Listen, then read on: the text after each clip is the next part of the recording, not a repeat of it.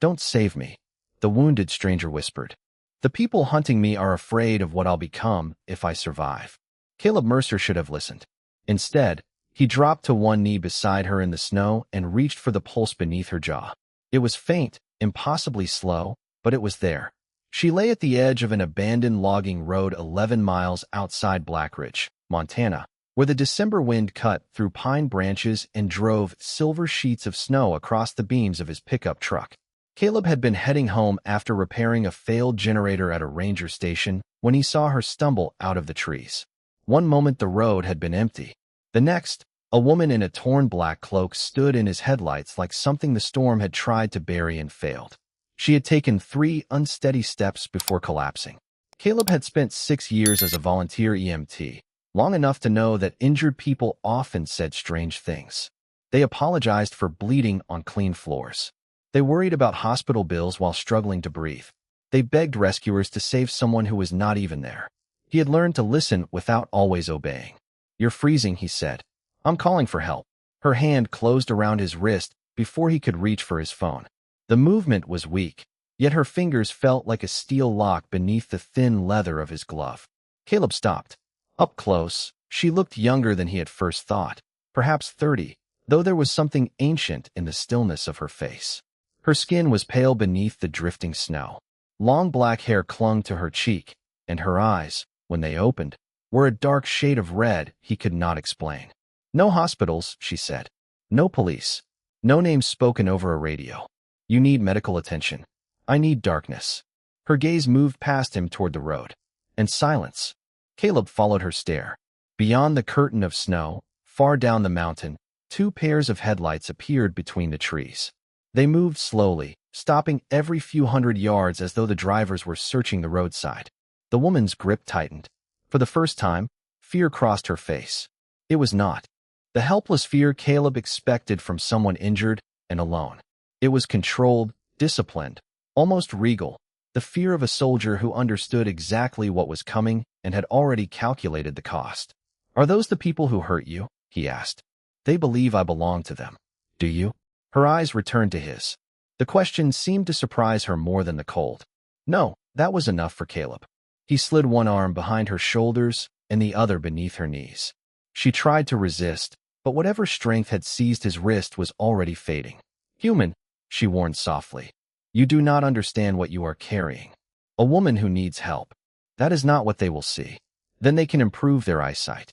For half a second, something changed in her expression. Not trust, not gratitude. Those would have come too easily.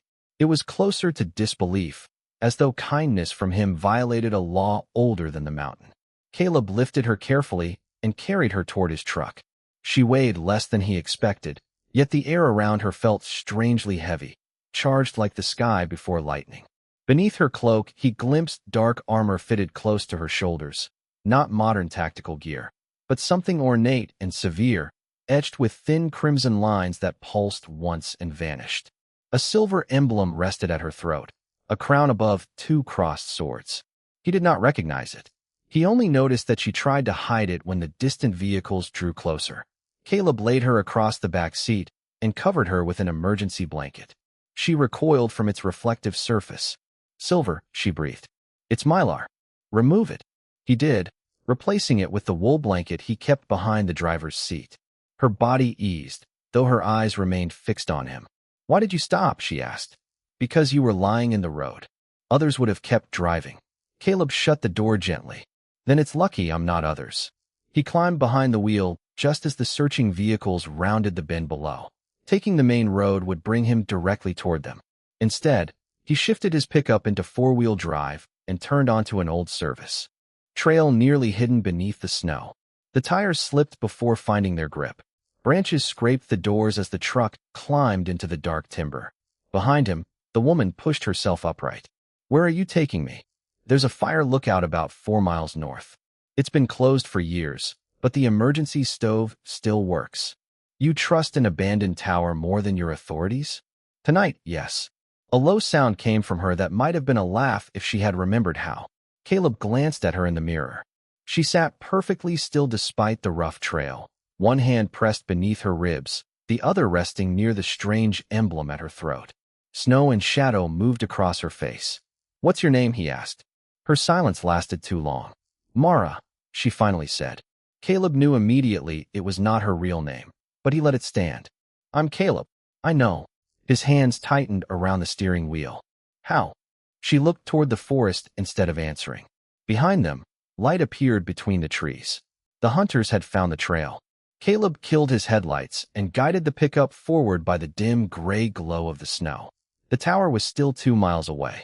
The road narrowed along a steep ridge, and the wind struck the truck broadside. "They're gaining," he said. "Stop the vehicle." "That seems like a bad plan. If they reach us, they will question you." "I've survived questions."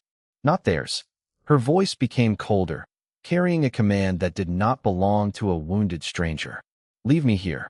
Tell them you never saw me." Caleb looked at her reflection again. She was frightened, but not for herself. She was trying to protect him. That realization settled his choice. "No." Her eyes flashed crimson in the darkness. "You would risk your life for someone whose name you do not know." "I don't need your name to know you asked not to be handed back." The vehicles behind them stopped. Doors opened. White beams swept through the forest. Caleb pulled the truck behind a wall of fallen timber, switched off the engine, and motioned for Mara to stay low. Voices carried through the storm, faint at first, then clearer. The searchers spoke in clipped military phrases, reporting distances and directions. One voice rose above the others through a portable radio. "All units, the target is wounded but remains extremely dangerous. Do not approach alone." Caleb looked toward the woman in his back seat. Her eyes had closed, and her breathing was barely audible. She looked nothing like the threat they described. Then the radio spoke again, and the words turned the cold inside the truck into something far deeper than winter. "Recover Warbride Vespera before sunrise. The deadliest commander of the Crimson Court must not be allowed to wake at full strength." Caleb stared at the stranger he had carried out of the snow. Her eyes opened. This time, they burned red in the darkness. "I told you," she whispered. "You did not understand what you were saving." Caleb understood one thing. Whatever Mara had been before she fell into his headlights, she was afraid now, and fear had a way of stripping titles down to their truth. He raised one finger to his lips and listened as the search teams moved through the trees below. Their lights swept across the snow in slow white arcs, never quite reaching the fallen timber that concealed the truck. The men were dividing the mountain into sectors. Caleb knew the service roads better than they did. He had repaired weather stations, power lines, and emergency repeaters across this range for nearly 9 years, usually alone in brutal weather. There was an old drainage cut 50 yards behind them, too narrow for the search vehicles and too steep to appear on most digital maps. He turned the key only far enough to release the steering lock, shifted into neutral, and let gravity pull the pickup backward. The truck rolled inches at a time, its tires whispering over packed snow. A searchlight crossed the road where they had been parked, lingered, then vanished behind the trees. Caleb waited until the voices faded before restarting the engine. "You have done this before," Mara said. "Hidden from armed strangers on a mountain. Chosen a path no one else noticed. I fix things for a living. Most problems come down to finding the route everyone forgot." Her gaze stayed on him, as if the answer revealed more than he intended. "And when the forgotten route fails, then I improvise and hope the repair manual was written by someone smarter than me." The tower appeared near midnight, a narrow wooden structure rising above the pines on a granite shelf. It had not been used officially in 15 years, but Caleb still visited every fall to check the roof and clear the stovepipe. He carried Mara up the exterior stairs and unlocked the door with a key hidden inside a rusted rain gauge. The single room smelled of cold wood, dust, and old smoke. Windows wrapped around all 4 walls, showing nothing but storm and darkness. Caleb settled her on the narrow cot, lit the wood stove, and drew the canvas shades before turning on a battery lantern. In the warmer light, he could see how carefully she held herself together. Her posture remained straight even when her hands trembled. Every movement seemed trained, measured, and unwilling to admit weakness. Caleb recognized the habit. He had worn it himself for years. He filled a dented kettle from the emergency water jug and set it on the stove. "I have clean bandages," he said. "I do not know whether human supplies will help you, but they are what I have. You keep medical supplies in an abandoned tower. I keep medical supplies everywhere." Why? Caleb opened a metal cabinet and found the first aid kit. Because accidents rarely schedule appointments. It was the answer he gave strangers. It was practical, harmless, and incomplete. Mara seemed to hear the missing half. You were trained, she said. Volunteer emergency medical technician. 6 years. Were. He paused. I still renew the certification. I just do not take regular shifts anymore. Why? The question should have annoyed him, but the old truth pressed forward. My younger brother was named Aaron, he said. He was 24 and convinced every bad season of his life was temporary. He changed jobs, borrowed money, made plans, abandoned them, then made better plans the next morning. He was exhausting, funny, and better at believing in people than I ever was. Mara said nothing, and Caleb appreciated that. Most people filled silence with sympathy, before they understood what it was for. 5 winters ago, Aaron called me while I was covering an overnight emergency shift in Helena. We had argued earlier that week. He wanted money. I told him I was done rescuing him from choices he refused to change. When my phone rang, I saw his name and let it go to voicemail. The kettle began to murmur on the stove.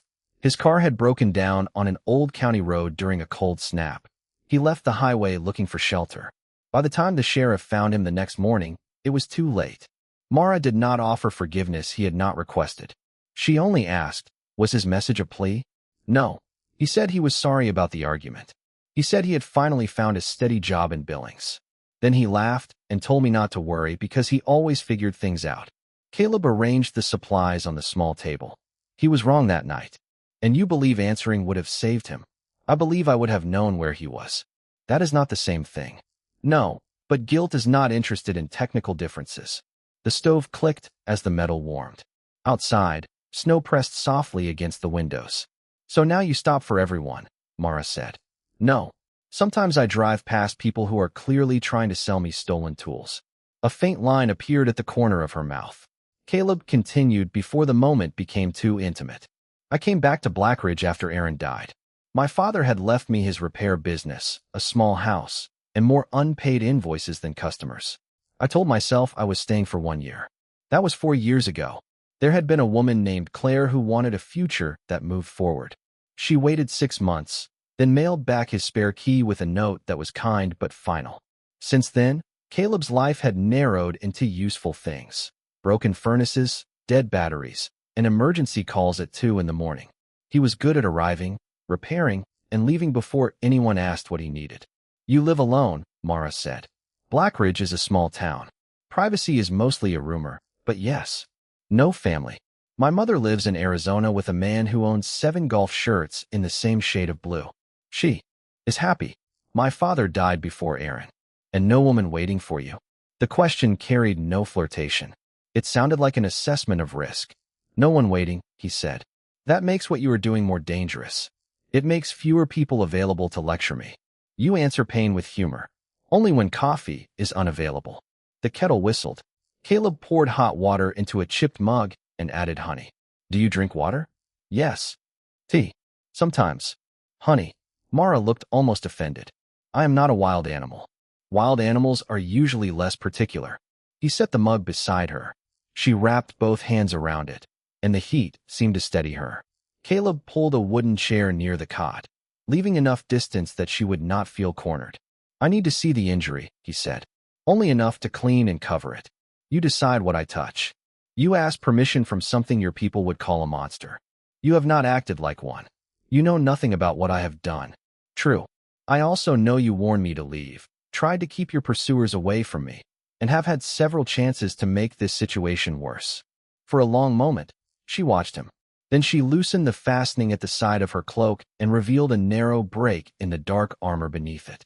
Caleb did not stare. He inspected the damaged area with the same calm focus he had used on stranded hikers, injured ranchers, and frightened children at county fairs. The armor appeared to have sealed much of the wound on its own, but the material had gone dull around the edges. He cleaned the surrounding skin with warm water and placed a sterile dressing over the damaged section. Mara did not flinch, though her fingers tightened around the mug. Your hands are steady, she said. They are better at work than the rest of me. That is not weakness. It is not strength either. It is practice. Humans make practice into strength. I have watched your kind do it before. Caleb looked up. You have met humans? Many. Did they know who you were? Her gaze shifted to the lantern. Some knew my rank. Some knew only the name given to frighten their children. Caleb wanted to ask what a Warbride was and why trained hunters feared her waking at full strength. But questions could become another kind of pressure. You can sleep, he said. I will keep watch. You trust me unconscious in the same room? I trust the door lock, my terrible instincts, and the fact that you can barely hold a cup. My strength will return. Then we will revisit my terrible instincts in the morning. He moved to the lookout desk and checked the old emergency radio without transmitting. The county weather channel reported heavy snowfall through dawn. Roads below the ridge were closing. No mention had been made of search teams. Caleb wrote down their last known direction and the number of vehicles he had seen. Details were the difference between fear and a problem that could be examined. Behind him, Mara said, Caleb. It was the first time she had used his name. Yes. If they find us, they will offer you reasons to surrender me. Money. Safety. Perhaps forgiveness for laws you do not know you have broken. That is a generous sales package. They will sound reasonable. Caleb turned. The most dangerous people usually do. Her red eyes held his across the dim room. And if they threaten the town below? That question reached the place he had been avoiding. Blackridge held fewer than 2,000 people. People whose generators he repaired, whose children sold him raffle tickets, whose dogs recognized his truck. Saving one stranger did not give him the right to endanger all of them. He could not answer with a joke. Then I find a way to keep you and them out of their hands, he said. You speak as if every machine has a hidden route. Not every machine. Caleb looked at the storm pressing against the tower. Just every cage. Mara lowered her eyes to the mug, and something in her guarded expression shifted, subtle but unmistakable. She had expected fear, greed, or obedience. She had not expected a tired repairman carrying an old grief to treat her captivity as a problem worth solving. Before either of them could speak again, the emergency radio on the desk crackled to life by itself. A calm male voice filled the lookout. Caleb Mercer, we know who you are. We know where your mother lives. Step away from the Warbride, and no one in Blackridge needs to learn what you brought onto their mountain. The voice on the radio repeated Caleb's name with the patient confidence of someone accustomed to obedience. Step away from the Warbride, Mr. Mercer. You have 10 minutes to make the responsible choice. Caleb reached for the power switch, but Mara spoke before he touched it. Leave it on. They are using it to frighten us. No, they are using it to measure us. The radio hissed softly on the desk. Outside, the storm concealed the mountain beneath moving walls of white. Yet the lookout no longer felt hidden. Caleb looked at the old receiver, then at Mara. How did they find this frequency? They did not find it. They entered it. That explanation somehow makes me feel worse. It should. She set the untouched tea aside and rose from the cot. The effort showed in the careful way she placed her feet, but the weakness in her body had not reached her voice. The men below are not local law enforcement.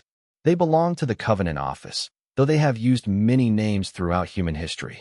They control records, communications, and the stories your governments agree to forget. Caleb gave her a long look. You are telling me there is a secret federal agency for vampires. There are federal agencies for weather patterns, soil quality, and migratory birds. Did you truly believe no one was assigned to creatures who have influenced human kingdoms for more than 1,000 years? I was happier when I thought the strangest thing in these woods was a tourist trying to pet a moose. Mara moved to the nearest covered window and lifted one corner of the canvas shade. No lights were visible below, but Caleb knew that meant nothing. The world you know exists because mine agreed to remain hidden, she said. In 1892, after a century of exposure risks, human representatives and the seven-night courts signed the Vail Compact beneath Washington, District of Columbia. Your officials promised to erase evidence of our existence. Our courts promised to keep feeding, travel, and territorial disputes away from human populations. Both sides created enforcers to punish anyone who threatened the agreement. Caleb folded his arms. The Covenant Office. On the human side. The Crimson Council on mine. Officially, they prevent war. In practice, they protect the powerful from consequences. The radio crackled again. 8 minutes, Mr. Mercer. Caleb lowered the volume, but did not switch it off. What happens after 10? They will attempt to persuade you more directly. That sounds polite. Politeness is one of their oldest weapons. Mara let the shade fall. There are 3 laws you need to understand before sunrise. The first is the law of the veil. A human who discovers our existence must either be placed under covenant protection or have the memory removed. Caleb stared at her. Removed how? Not cleanly enough for you to want the details. And because I helped you, protection is no longer an option. Protection was never an option. You have seen my face, heard my court name, and interfered with an authorized recovery. Caleb glanced toward the radio. Authorized by whom? The people who authorized my captivity. Her answer was quiet, but the cold inside it seemed older than the storm. The second law is blood sovereignty. No vampire may take blood without consent, and no human may knowingly offer blood to a titled vampire outside an approved covenant. The rule was written to prevent uncontrolled bonds between our species. Bonds. Blood remembers intention. That is all you need to know tonight. Caleb noticed the way she avoided his eyes. And the third law. Mara hesitated. The third is the law of the Crimson Throne. A warbride belongs first to the court that created her. Created, chosen, trained, and bound through an ancient rite. Warbride is not a romantic title, Caleb. It is a military rank. We are made to stand beside rulers when treaties fail. We carry the authority to command night houses, cross forbidden borders, and challenge decisions made by lesser courts. We are also forbidden to form private loyalties that might compete with the throne. The meaning settled slowly. You are not allowed to care about anyone. Care is permitted. Choice is not. That is not a law. That is ownership. Her red eyes met his. Now you understand why they say I belong to them. Caleb looked at the plain wedding band hanging from a nail near the old lookout desk, something left behind by a ranger decades ago. In the human world, promises were supposed to mean consent. In Mara's world, even loyalty could be assigned. How many warbrides are there? He asked. There were 12 when I took the oath. Some accepted the throne completely. Some disappeared. Some were declared failures and erased from court history. And you? I became useful enough that no one dared erase me. The radio voice returned. 6 minutes. Consider Blackridge, Mr. Mercer. Consider the innocent people who will suffer from your mistake. Caleb's jaw tightened. They keep using the town because they think I will choose strangers over you. Would you not? That depends on whether surrendering you actually protects them. Mara's expression sharpened with approval. Good. Never accept the choice your enemy gives you without asking who benefits from both answers. Caleb crossed to the desk and unfolded a county fire map. The lookout stood on federal land above Blackridge. 2 roads approached from the south, 1 service trail from the west, and an old mine corridor ran beneath the northern ridge. He had inspected the mine entrance 3 years earlier after a spring collapse. It was unstable, but a ventilation shaft opened near an abandoned church 6 miles away. Can they enter the town legally? He asked. Not openly. The Veil Compact forbids court forces from operating inside incorporated human communities without covenant approval. But the Covenant Office is already helping them. A faction of it. Others would object if they knew the recovery team had crossed into Montana without a regional hearing. So they need this finished before daylight and before someone higher up notices. Yes. That explains why they are threatening instead of storming the tower. Mara nodded. They need you to surrender me willingly. If they seize a titled vampire from human shelter without consent, they risk invoking diplomatic law. Caleb looked up from the map. Human shelter? The room became very still.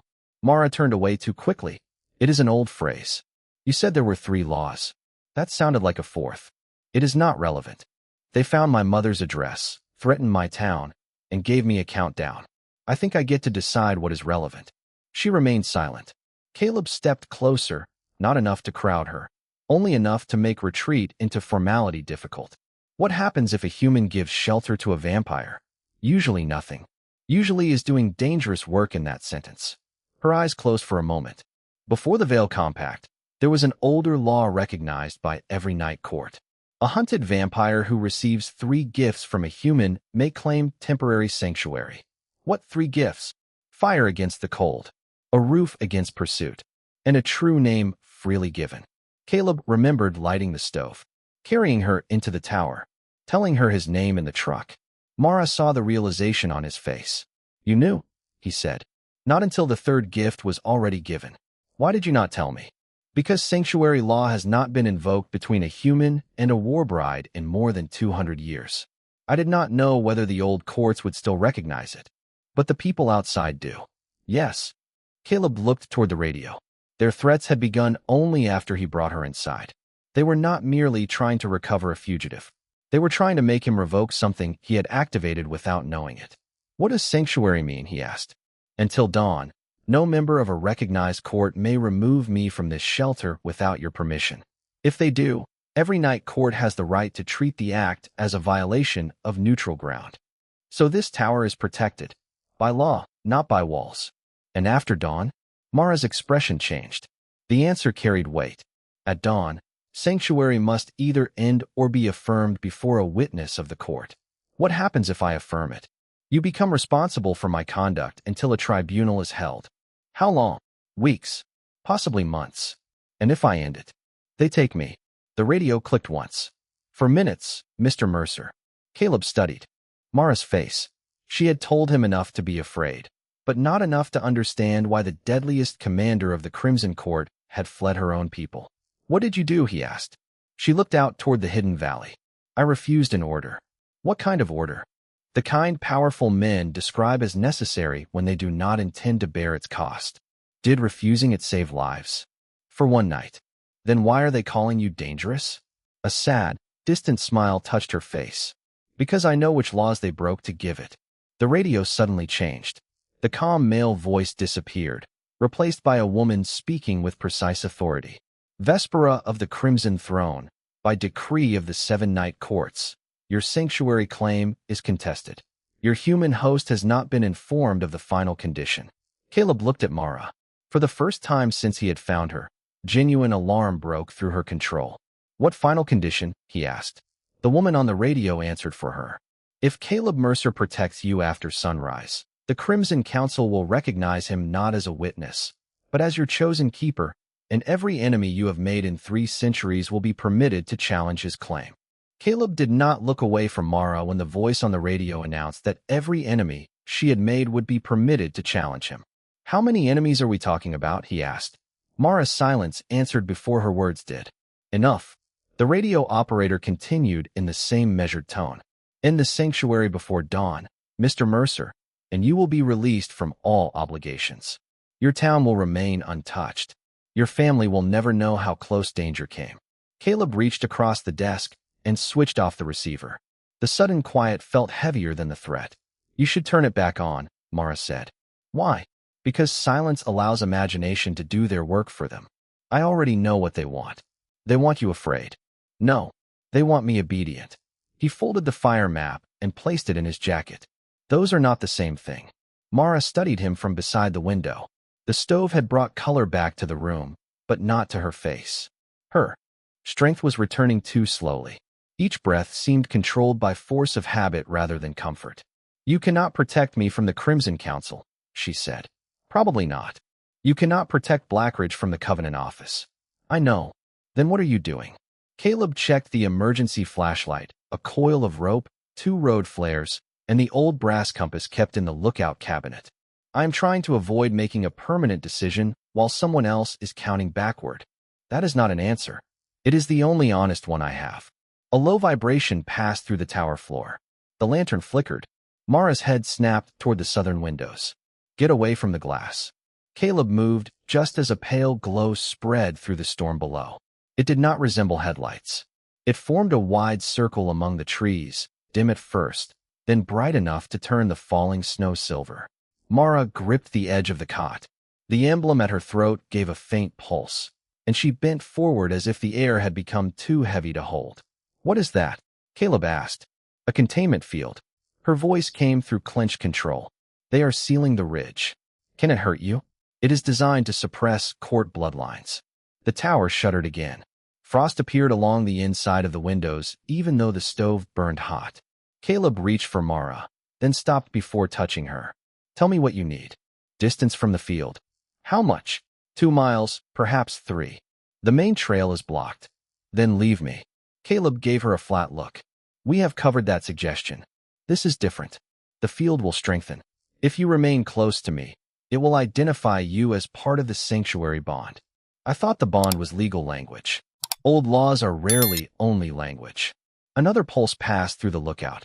The red lines in Mara's armor faded almost completely. Her knees gave way, and Caleb caught her before she reached the floor. She felt colder than the snow outside. "The mine," he said. "There is an underground passage beneath the northern ridge. The rock might block whatever they are transmitting. You cannot carry me 6 miles through a collapsed mine. The entrance is less than half a mile from here. The exit is 6 miles away. That is not reassuring. I am not trying to reassure you. I am trying to move you." He pulled on his winter coat, wrapped Mara in the wool blanket, and secured the rope around his shoulder. She tried to stand without help, but the containment field pulsed again and stole what remained of her balance. Caleb lifted her into his arms. "Put me down," she said. "You can object after we are underground. You are making yourself part of this. I became part of it when they threatened my mother. That is anger, not judgment. It can be both." He carried her down the tower stairs into the storm. Snow reached halfway to his knees, and the wind erased every track almost as soon as he made it. The forest below glowed with that unnatural silver circle, while searchlights moved along its edge. Caleb kept north, away from the vehicles, using the compass when the trees hid the ridge. Mara remained tense in his arms, not from fear of him, but from the effort of staying conscious. "There is something you are not telling me," he said. "There are many things. Start with the field. It does more than weaken me. Of course it does. It forces a Warbride's oath to the surface. If I remain inside it long enough, the command placed in me by the throne will override my own decisions." Caleb nearly missed a step. "They can control you? Not completely. They can compel obedience to a direct summons. And they are waiting for you to walk out on your own." "Yes." He adjusted his grip and continued through the trees. "How long do we have?" "Minutes. That would have been useful information at the tower. You were already carrying too much." "I decide what is too much for me." Mara's eyes opened. Even weakened, they held a flash of anger. That is exactly what humans say before turning sacrifice into virtue. Caleb stopped beneath a bent pine. Snow gathered on his shoulders. "You think I am trying to die for you? I think you are trying to repay a dead man by saving a stranger." The words landed with painful accuracy. Caleb looked toward the dark ridge and forced himself to breathe. "Maybe part of me is," he said. "That does not mean you deserve to be abandoned." Her expression shifted, but he did not wait for an answer. He kept moving. The mine entrance appeared behind a curtain of frozen brush, sealed by a rusted steel gate and a county warning sign. Caleb lowered Mara onto a fallen log, brushed snow from the lock, and pulled a compact tool roll from his coat. "You carry lock tools?" she asked. "I carry repair tools." That distinction appears flexible. Most useful distinctions are. His fingers had gone numb inside his gloves, but the old padlock yielded after less than a minute. He pushed the gate inward. Darkness opened beyond it, deep and stale. Caleb lit the emergency flashlight and tested the wooden supports near the entrance. They were old, but dry. "Stay close to the left wall," he said. "The drainage trench runs along the right." Mara tried to rise. Her body refused. Caleb crouched with his back toward her, arms around my shoulders. "No, this is not the moment for royal dignity. You do not know what I am resisting." Her voice had changed. It carried an echo beneath it, as though another speaker used the same breath. She turned toward the southern ridge. The crimson in her eyes brightened, then hardened into something distant and ceremonial. "The throne is calling." Caleb moved in front of her, blocking her view of the silver light beyond the trees. "Then do not answer. You believe willpower defeats 3 centuries of command.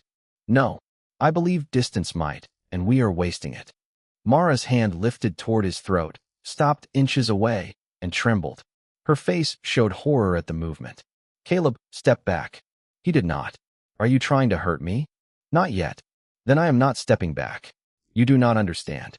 "I understand that something is making choices for you." He took her hand carefully and lowered it. "I also understand what that feels like." The field pulsed again. Mara turned toward the ridge with mechanical precision. "Vespera of the Crimson Throne answers the summons," she said in a voice that did not belong in the mountain. Caleb placed both hands on her shoulders. "Mara." No response. "You told me. That was not your real name, but it is the name you chose with me. So listen to it now. Mara, you are not going back. Her eyes flickered. The throne commands. The throne is not here. The oath is law. Then let the law come argue with me. For 1 second, she looked at him as the woman from the road rather than the weapon the court had shaped. You cannot command me, she whispered. I am not commanding you. I am reminding you that you said no. The silver glow intensified through the trees. Mara swayed toward it. Caleb turned, pulled her arms around his shoulders, and lifted her onto his back. She was too weak to resist. He carried her through the mine gate and kicked it shut behind them. Every step into the tunnel reduced the glow until only the flashlight remained. The air smelled of stone, iron, and old rain. 50 yards inside, Mara's breathing changed. At 100 yards, the trembling in her hands eased. At 200, the strange echo vanished from her voice. Stop, she said. Caleb continued until the tunnel curved behind a granite wall. Only then did he lower her onto a dry wooden platform once used for mining carts. His legs shook from the climb and the weight, but he stayed upright. Did it work? He asked. Mara looked back toward the hidden entrance. I cannot hear the summons. Good. You should not have been able to interrupt it. I am annoyingly persistent. Persistence does not break a throne oath. Apparently mine does. She stared at the hand he had used to hold hers. A thin crimson mark had appeared across his palm, shaped like the crown and crossed swords from her emblem. It glowed once, then disappeared beneath his skin. Caleb saw it too. That seems medically unusual. Mara stood with sudden urgency, her strength returning in the shelter of the rock. Show me your hand. He opened it. The mark resurfaced, brighter this time. Her composure vanished. When you carried me across the threshold, did you intend to surrender me later? No. When you called me by the name I chose, did you intend to claim authority over me? Absolutely not. And when you reminded me that I had refused the throne, did you mean to defend that choice? Even against my own oath? Caleb held her gaze. Yes.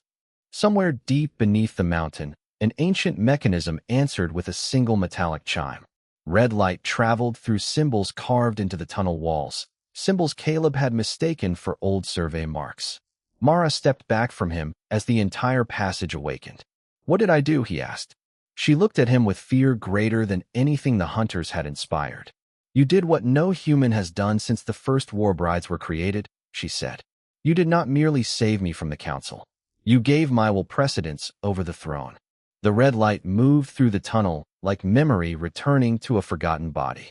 Symbols carved into the stone awakened one after another, traveling deeper beneath the mountain until the darkness ahead glowed with the color of banked embers.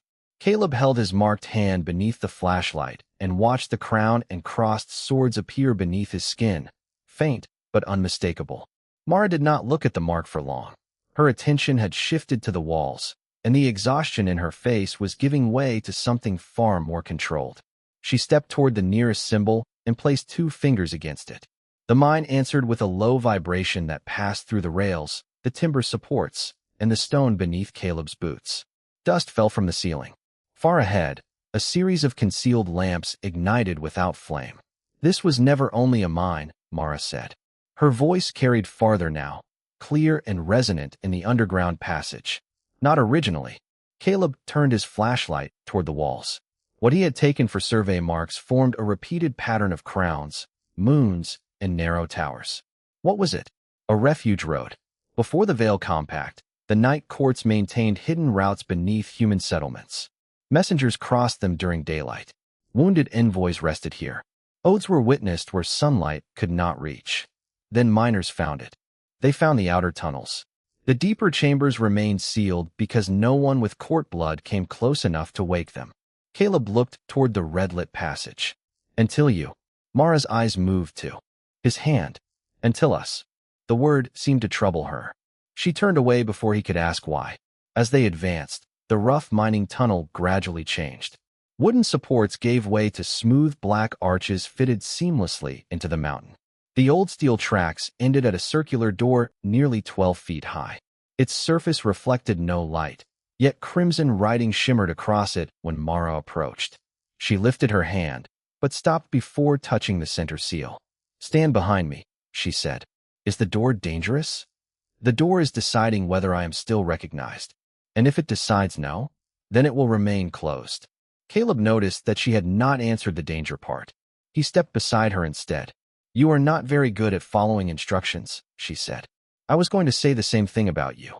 For the briefest moment, her expression softened. Then she pressed her palm to the seal. The effect was immediate. The dark armor beneath her cloak came alive with lines of crimson light, not flickering weakly as it had in the tower, but spreading across her shoulders, arms, and chest in precise, elegant patterns. The emblem at her throat unfolded like a mechanical flower, revealing a small red stone at its center.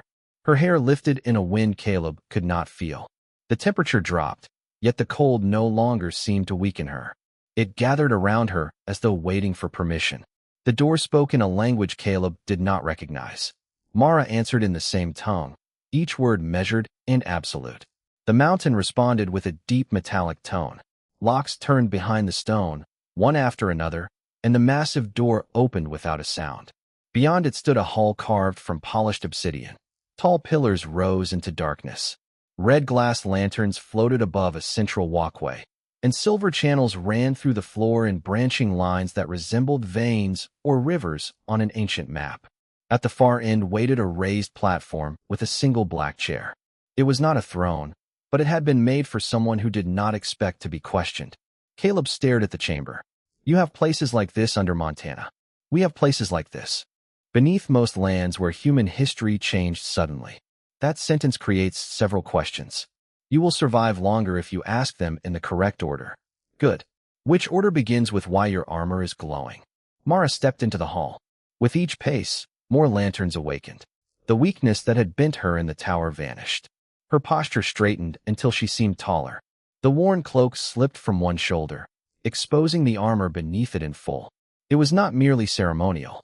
Dark plates fitted together with impossible precision, etched with crimson script and edged in a metal that looked older than anything forged by human hands. A narrow mantle rose behind her neck, and the emblem at her throat projected a faint circle of symbols into the air. Caleb had carried her across the snow less than an hour earlier. Now the woman before him seemed capable of commanding the mountain to close around an army. "The containment field suppressed my court blood," she said. "This refuge is restoring what it took." "How much of what it took?" "Enough that the people outside will no longer mistake injury for helplessness." Her eyes brightened from dark red to luminous crimson. The change should have frightened him more than it did. What unsettled him was not the power itself, but the discipline wrapped around it. She did not move like someone enjoying strength. She moved like someone returning to a burden. A row of symbols appeared in the air before her. Mara touched one, and the chamber produced an image above the silver channels in the floor. It showed the mountain from above, formed from red light and shadow. Dozens of pale points surrounded the ridge. Vehicles waited along the southern road. Smaller groups moved through the forest. The silver containment circle tightened around the lookout tower, but the mine lay beyond its center. "That is useful," Caleb said. "Can it show the town?" Mara moved 2 fingers across the image. The view shifted south. Blackridge appeared as a cluster of dim golden lights in the valley. 3 unfamiliar vehicles waited near the northern entrance. Another stood beside the county communications station. "They are all ready." "Inside the town," Caleb said. "Not openly. Their vehicles are concealed from ordinary sight." "Can you see my mother?" "She is in Arizona." Their threat was designed to divide your attention, not to announce an immediate action. "You know that for certain?" Mara touched another symbol. Thin red lines spread across the map, connecting the vehicles to the search teams. "Their communication network is local. They have no active link beyond the state." Caleb released a breath he had not noticed holding. "You can read all of that from here?" This chamber was built to reveal hostile movement within 20 miles. "And control it." She looked at him. "You are asking whether I can remove the threat. I am asking what you intend to do." That question held her still. A lesser man might have asked how powerful she was. Caleb asked how she would choose to use it. Mara lowered her hand, and the map continued rotating between them. "I could close every road on this mountain," she said. "I could disable their vehicles, sever their communications, and command the refuge wards to trap each search team until daylight. Without harming them." "Yes." "Then why have you not done it?" "Because activating the full authority of this refuge will announce my survival to every night court in North America. They already know you survived." The council knows. The courts only know what the council tells them. At present, I am a fugitive under private recovery. If I awaken this station, I become a public challenge to the throne. Caleb looked again at the lights surrounding Blackridge. And if you stay quiet? The Covenant office will keep tightening the search. They will question the town. They will isolate you. They will use every person you care about as leverage. Then quiet is not protecting anyone. No, it is only protecting the council from embarrassment. Mara's gaze sharpened. You speak boldly for someone who learned this world existed tonight. I repair systems.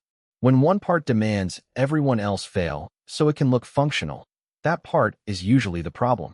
The chamber went silent except for the low hum beneath the floor. Mara turned toward the black chair at the end of the hall. 3 centuries ago, I commanded the Eastern war houses, she said. Kings negotiated because they knew I could end a campaign before their armies reached the field.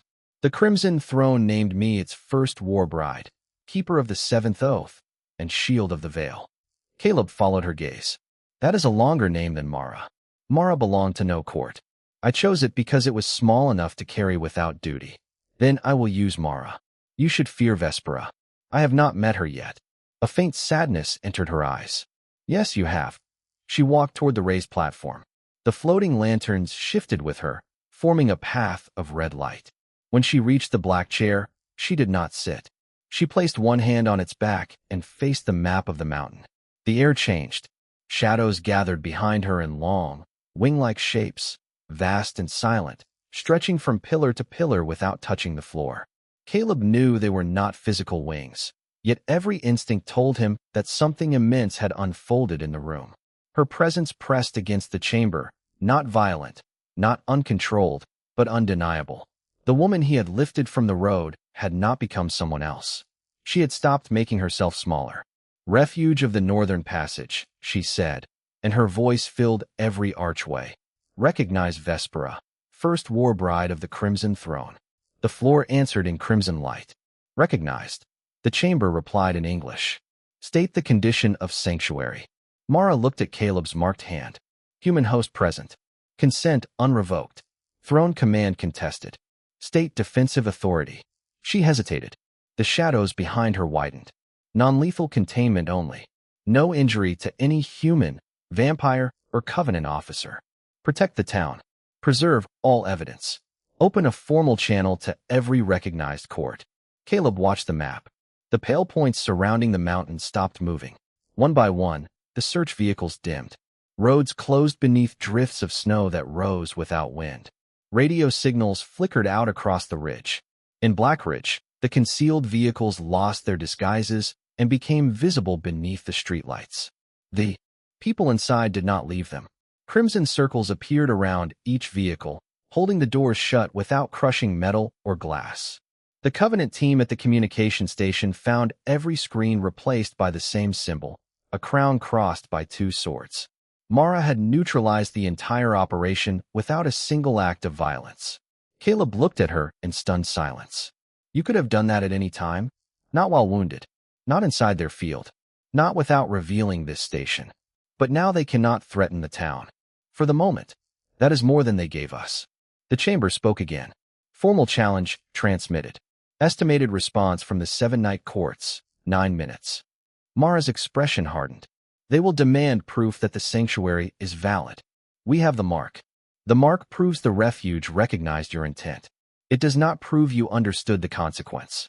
I understand that surrendering you gives power back to the people who abused it. That is not the consequence I fear. She stepped down from the platform. The shadows folded behind her, shrinking until they disappeared into the dark plates of her armor. Even with her power restored, she stopped several feet from Caleb, as though the distance protected him from more than hunger. When I awakened the refuge, I felt what you placed above the throne oath, she said. It was not command. It was not ownership. It was your belief that my choice mattered more than my rank. It does. To a warbride, that belief is more dangerous than any weapon. Why? Because the first person who teaches a bound creature that she is free becomes the one person she may choose without being ordered. Caleb's palm burned softly. The crimson mark appeared again, clearer than before. This time a matching light formed beneath the emblem at Mara's throat. She looked down at it. and the full force of her restored power did nothing to hide her fear. The sanctuary did not only recognize you as my host, she said. It recognized you as the living witness of my free will. Before Caleb could answer, every lantern in the chamber turned white. A new figure appeared above the map, tall and robed, with a face concealed behind a silver mask. 6 more figures formed around it, each representing a different night court. The masked figure spoke first. Vespera of the Crimson Throne, your challenge is acknowledged. Present the human who claims authority over your oath. Mara moved instantly. One moment, she stood beside Caleb. The next, she was between him and the 7 projections, her restored power rising around her like a silent storm. He claims authority over nothing, she said. Then surrender him for examination, the masked figure replied. Mara's eyes burned brighter. The entire mountain refuge seemed to lean toward her command. No, she said, and Caleb finally understood why the council had called her the deadliest Warbride alive. It was not because she could destroy whatever stood before her. It was because once she chose something to protect, even thrones were expected to move. The 7 court projections watched Mara place herself between Caleb and their judgment, but Caleb was watching Mara. Her refusal had changed the chamber. The floating lanterns dimmed to crimson, the silver channels beneath the floor brightened, and the air gathered around her with the pressure of an approaching storm. She looked fully restored now, every line of her armor alive with restrained power. Yet Caleb noticed the smallest detail no throne seemed interested in seeing. Her left hand was trembling. Step aside, Vespera, the silver-masked figure ordered. The human must be examined. You will address him by his name, Mara replied. Caleb Mercer stands under sanctuary. Sanctuary permits inquiry. Inquiry is not surrender. You challenge the meaning of our oldest laws. I challenge the people who hide behind them. The other 6 figures remained silent, but their stillness carried attention rather than agreement. Caleb stepped beside Mara. She moved immediately to block him again. Stay behind me, she said without looking at him. We need to discuss your definition of sanctuary. Later. You keep saying later whenever you decide something for me. Her eyes cut toward him. This is not the time. That is usually what people say when they know they are doing it. The masked figure tilted its head. The human disputes your protection. The human disputes being treated like furniture, Caleb said. Mara turned fully toward him, placing her back to the courts as though their judgment mattered less than his disobedience. They can enter your thoughts through the mark. Then tell me how to stop them. You cannot. Can you? Yes. Then show me. No, the answer came too quickly. Caleb lowered his voice. Why not? The power around her tightened. Because shielding you requires a direct joining of awareness. You would see what I remember. I would feel what you conceal. There would be no safe distance between us. They threatened my family, occupied my town, and tried to turn you into a command. Safe distance left about an hour ago. You do not understand the intimacy of what you are asking. Caleb held her gaze. Then explain it instead of ordering me. The chamber grew quiet enough for him to hear the faint hum of the mark beneath his skin. Mara looked at the 7 waiting figures, then at his open hand. The witness bond was created for rulers and warbrides, she said. It allowed each to verify that the other had not been compelled. The connection was temporary, but complete. Thoughts did not pass as words. They passed as truth. And that frightens you. It should frighten you. It does. His admission seemed to surprise her. I am still asking. The masked figure raised one hand. If the examination is delayed, the sanctuary claim will be suspended. Mara's eyes burned brighter. Try it. The floor answered her anger with a pulse of red light. Caleb stepped closer, leaving only a foot between them. Mara, she looked at him. I do not need you to frighten everyone in the room. I need you to trust me enough to let me choose. Something in her expression broke past discipline. Choice is easy when you do not know the price.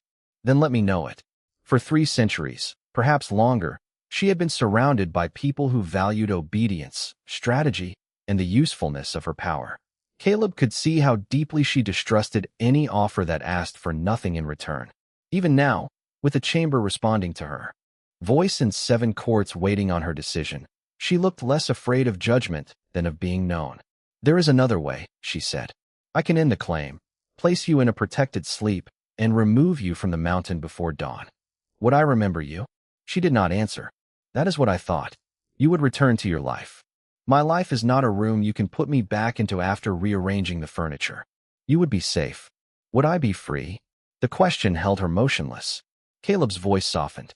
You told me the throne took your choices and called it duty. Do not take mine and call it protection. The shadows behind her armor vanished. For the first time since entering the refuge, she seemed not like a commander, but like the wounded stranger who had warned him to leave her in the snow. You are infuriating, she whispered. I have heard that before. Frequently, I imagine. Mostly from people with better judgment. A breath of quiet laughter escaped her before she could stop it. The sound was small, almost unfamiliar, and it changed her face more than restored power had. Caleb smiled. Mara noticed and became guarded again, but not quickly enough to hide the warmth in her eyes. What must I do? He asked. She lifted her right hand. Place your palm against mine. Do not resist the first pull. If you panic, speak my chosen name. I will break the connection. What should I call you if you panic? I do not panic. That sounds like something a person says immediately before proving herself wrong. Her mouth almost curved again. Caleb. Mara. She held out her hand. He pressed his palm to hers. The mark ignited between them. The chamber disappeared. Caleb did not lose consciousness. He lost distance. Cold moonlight, an endless stone hall, a girl who looked like Mara standing before a throne while unseen voices told her that fear was a defect. A ceremonial mantle placed across young shoulders. The first order obeyed because obedience brought praise. The 100th obeyed because refusal had consequences for others. Centuries of entering rooms where everyone stepped back. Victories celebrated by nobles who never asked what they cost her. A little human village spared against command. A child hidden beneath a chapel floor. A sealed order bearing the Crimson Council's mark. Mara reading it alone and realizing that the law she had defended was being used to erase innocent witnesses. Her refusal. The hunt. Snow. Headlights. Caleb felt her loneliness not as sadness, but as a vast quiet place built carefully around a heart that had survived by expecting nothing. Then his own memories opened. Aaron's name glowing on a phone screen. Caleb turning it face down.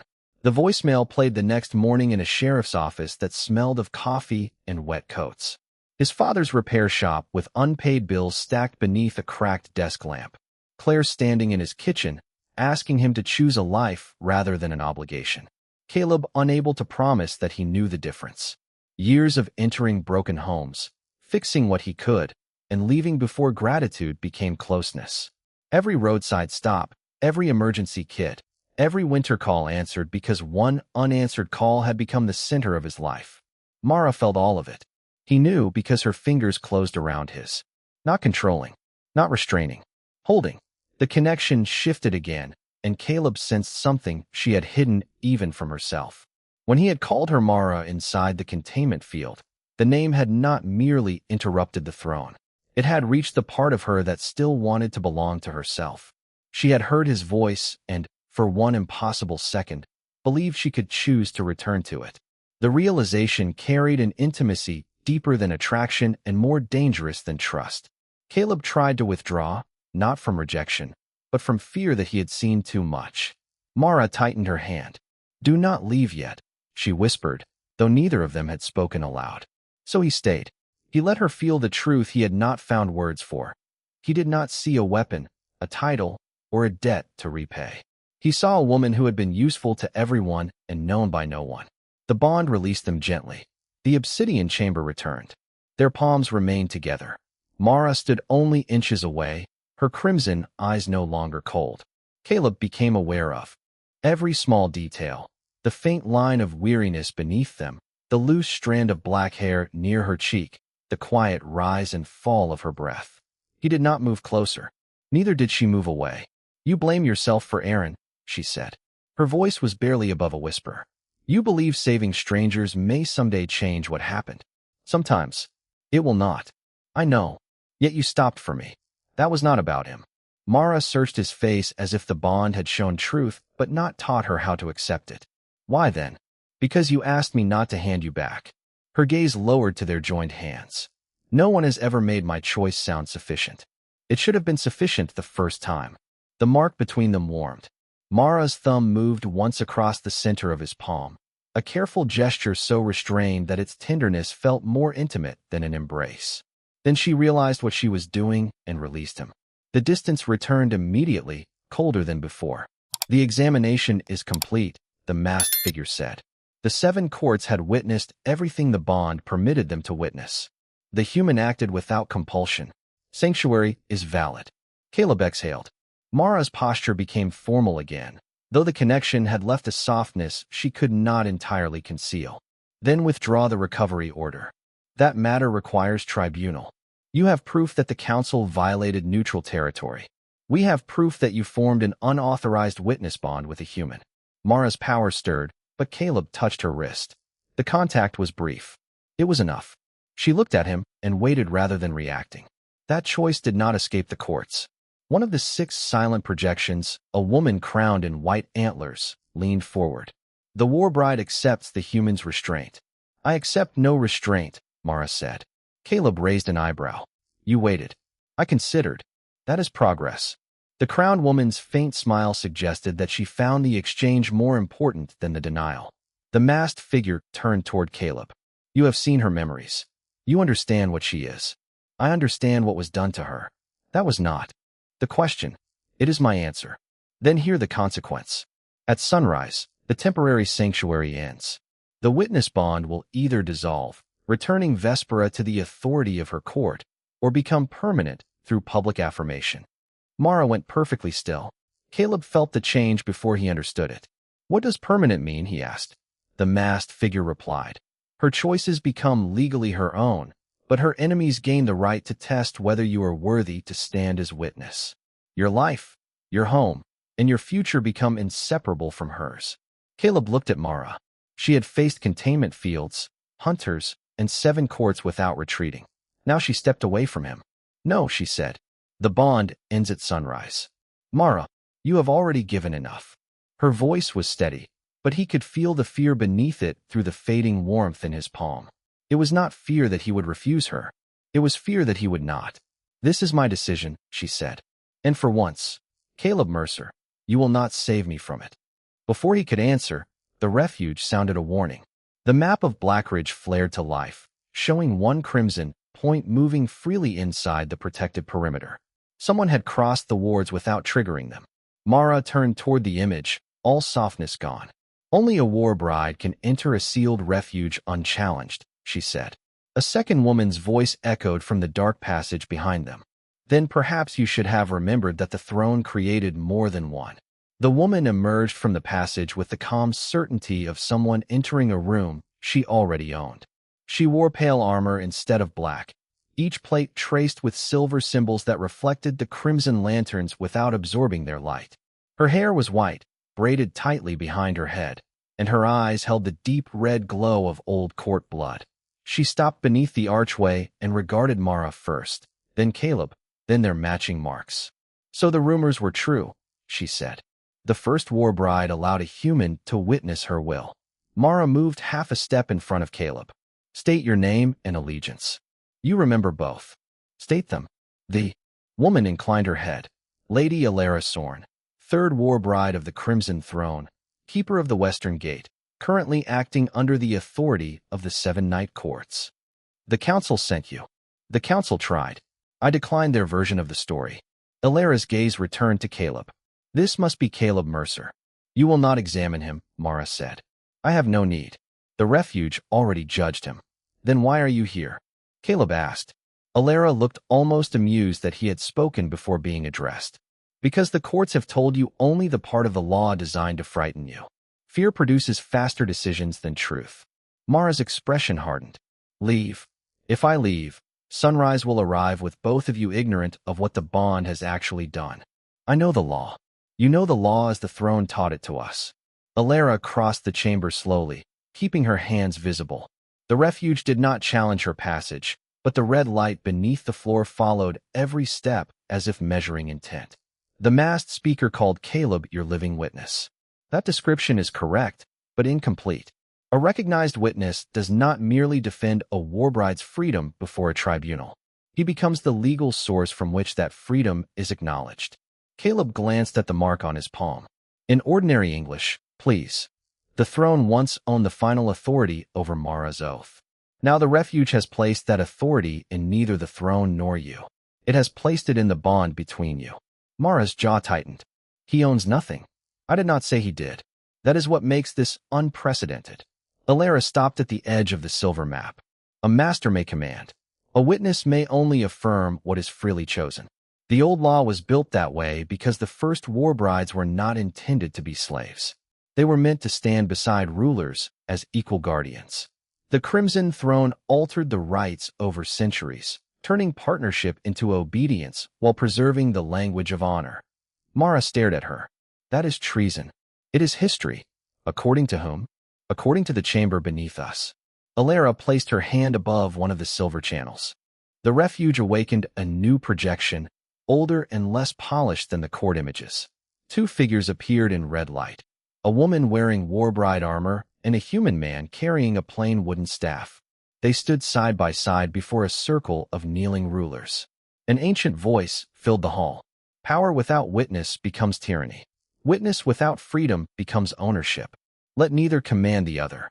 Let each guard the choice of both. The figures faded. Caleb looked at Mara. Her face had gone still in the way people became still when a truth reached too deeply for immediate reaction. The throne removed that passage from our training, she said. Yes, Alara replied, along with several others. Why would a human be part of the original rite? Caleb asked. Because humans were considered uniquely unsuitable for court control, Alara said. Your lives were short. Your loyalties changed by conscience rather than bloodline. Your people could not be compelled through the ancestral commands used among night courts. That made a human witness difficult to corrupt. Difficult is not impossible. No, your species has demonstrated impressive creativity in every form of failure. Caleb nodded. That sounds more familiar. Alara's expression softened by a fraction. But you are also capable of placing moral choice above survival, rank, and inherited obligation. The courts fear that quality because it cannot be predicted. Mara looked toward the ancient symbols. Why did the witness tradition end? The last recognized human witness was murdered during the Winter Court Schism. Afterward, the throne declared the bond too dangerous and replaced it with internal command seals. By the time we were created, the original purpose had become legend. And now it has returned, Caleb said. Because you completed the 3 acts the refuge required, Alara replied. You gave sanctuary without bargaining. You defended Mara's stated refusal against an external command. Then, during the joining of awareness, you saw what she was and did not withdraw your recognition of her personhood. Caleb frowned. That sounds like a complicated way of saying I treated her like an adult. To the old courts, that is apparently revolutionary. Mara did not smile. What is the consequence at sunrise? Alara turned toward her. If the bond dissolves, the throne regains authority over your Warbride oath. The council may not remove your memories, but it may summon you, confine you, and place you under another commander. Caleb felt the mark warm. And if it becomes permanent? Mara's oath can never again be used to override her will. No ruler, council, or court may command her without consent. That sounds like the obvious choice. It also binds your legal standing to hers, Alara said. Every judgment against one of you may be answered by the other. Every court must receive you together. Any formal challenge to her freedom becomes a challenge to your testimony. If Caleb knowingly betrays the truth he witnessed, the bond breaks and both marks are destroyed. Destroyed how? Caleb asked. Painfully, but not fatally. The greater danger is political. Those who benefited from Mara's obedience will consider your existence an attack on the structure of the throne. Mara looked at Caleb with quiet urgency, which is why the bond must end. You keep deciding that alone. Because the danger is mine. They threatened my town before we even knew about the permanent bond. They will do more once they understand what you represent. Then explain all of it, and let me choose with the full truth. Alara watched them as though this exchange confirmed something. There is one more consequence, she said. Mara's eyes flashed toward her. Do not. He must know. It is not relevant. It is the reason the courts used the phrase chosen keeper. Caleb looked between them. I am beginning to dislike that phrase. Alara continued. The old human witnesses were not keepers in the sense of jailers. The closest modern translation would be life guardian, oath partner, or recognize consort. Caleb's eyebrows rose. Mara's voice became dangerously quiet. Consort is an inaccurate translation. Not entirely. It implies marriage. The bond does not create marriage, Alara said. But many courts will treat it as more serious than marriage. Marriage may be dissolved. A living witness bond lasts until both parties freely release it or one dies. The silence that followed was different from the earlier tension. It was not romantic, but deeply personal, the weight of two lives suddenly placed on the same scale. Caleb looked at the crimson mark beneath his skin. Would we be able to feel each other's thoughts all the time? No, Alara said. Only strong emotion may cross without permission. Deeper joining requires mutual consent. Mara turned away, but not before Caleb saw the fear in her face. She was not afraid of permanence itself. She was afraid that he would accept it out of guilt, kindness, or the old need to save someone and later resent her for the life it cost him. Through the fading warmth in his palm, he sensed that truth as clearly as if she had spoken it. You can feel that, can you not? Mara asked without facing him. Some of it. Then you understand. I understand what you are afraid of. That should be enough. It is not the same as deciding for me. Alara stepped toward the court map. There is also the matter of Mara's identity. I know who she is, Caleb said. You know her rank. You do not know why the council was desperate to recover her before a public hearing. Mara closed her eyes. Alara, you fled because you found proof that the Crimson Council ordered illegal memory removals in 14 human communities, Alara said. Blackridge was next. Caleb's attention snapped toward the glowing map of the town. Why? The mountain refuge had begun waking before your arrival, Alara explained. Residents reported strange lights, missing radio time, and symbols appearing in old buildings. The council planned to erase every witness and close the passage permanently. How many people? Nearly 2,000. Caleb's voice dropped. The whole town. Mara finally faced him. I intercepted the order. I refused to authorize it. I took the seal containing the evidence and fled before the council could force my oath to comply. Where is the evidence? Mara touched the emblem at her throat. The red stone opened, projecting a column of court records into the air. Names, dates, signatures, and official seals rotated above them. Inside my armor, she said. The injury damaged the outer lock. The refuge restored it. Caleb read enough to understand why she had been hunted. This was not merely a dispute over obedience. She carried proof that could collapse the authority of the people who controlled her. The courts need to see this, he said. They will, Mara replied. After you are safe. There is no version of this where I go home and pretend none of it happened. There could be. Not one I would respect. Her eyes met his, and for a moment neither title nor law stood between them. You believe accepting the bond is the only way to protect Blackridge, she said. I believe ending it returns you to the people who ordered this. He gestured toward the records. I believe they will erase the evidence, then come for the town anyway. Most of all, I believe you deserve to make your next decision without someone else holding a command inside your mind. That belief may cost you the life you had. Caleb thought of his empty house, his father's shop, and the routines he had mistaken for a life because they demanded nothing he was afraid to give. Maybe the life I had was already waiting for me to choose something. Mara's expression softened, then immediately guarded itself. Do not make this promise because you feel responsible for me. I do not. Do not make it because you think I need to be rescued. You rescued the town before anyone asked. Then why? Caleb looked at the woman who had carried centuries of command without being allowed to own a single choice. Because when sunrise comes, I want the decision about your life to belong to you. If standing beside you is what makes that legal, then I will stand there. What happens after that, we decide together. The mark in his palm brightened. Mara's matching emblem answered, casting warm crimson light across her face. Alara lowered her head, not to Caleb alone, but to both of them. The refuge has recorded informed intent, she said. A bell sounded through the mountain. Above the map, the eastern horizon began to pale. Sunrise in 28 minutes. Before Mara could respond, the 7 court projections returned, joined now by dozens of shadowed observers. At their center stood the silver-masked figure. The tribunal is assembled, it announced. Present the council evidence, surrender the human witness, and submit Vespera for judgment. Caleb moved to Mara's side. This time she did not step in front of him. Her hand found his, not from weakness, but choice. "No," she said. "You will judge the council first." The tribunal did not react to Mara's demand with outrage. It reacted with silence, and Caleb had learned enough in one night to understand that silence from powerful people was rarely uncertainty. It was calculation. The silver-masked figure stood at the center of the projections while dozens of court observers formed a vast circle behind it, each face dimmed by ceremonial shadow. Some wore crowns.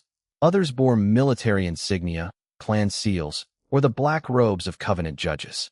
Their attention moved between Mara, Caleb, Alara, and the evidence floating above the refuge map. No one looked surprised that innocent people had been marked for memory removal. They looked surprised that proof existed. "Vespera," the masked figure said at last, "you stand accused of abandoning your post, stealing sealed records, rejecting a lawful summons, and forming an unauthorized bond with a civilian human. You are in no position to dictate the order of judgment." Mara's hand remained linked with Caleb's. The accused council members authorized the summons. They cannot define lawful conduct while their own authority is under challenge. The Crimson Council speaks for the throne. The throne is not present. Its authority is. Then let its authority answer the records. The red stone at her throat expanded the archive across the chamber.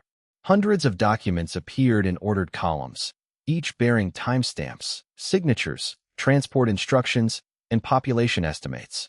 Caleb recognized street names from Blackridge, Alder Avenue, Grant Street, the county library, St. Mark's Church, the elementary school. Places that had belonged to ordinary life only hours earlier now hovered beneath official orders describing witnesses as exposure risks and acceptable losses of memory. A low murmur passed through the observers. The masked figure raised one hand, and the chamber quieted. "These documents have not been authenticated." Alara stepped forward. "They carry the primary seal of Counselor Valerius Dane." A new projection formed beside the masked speaker. The man who appeared wore a dark red court coat fastened at the throat with a gold chain.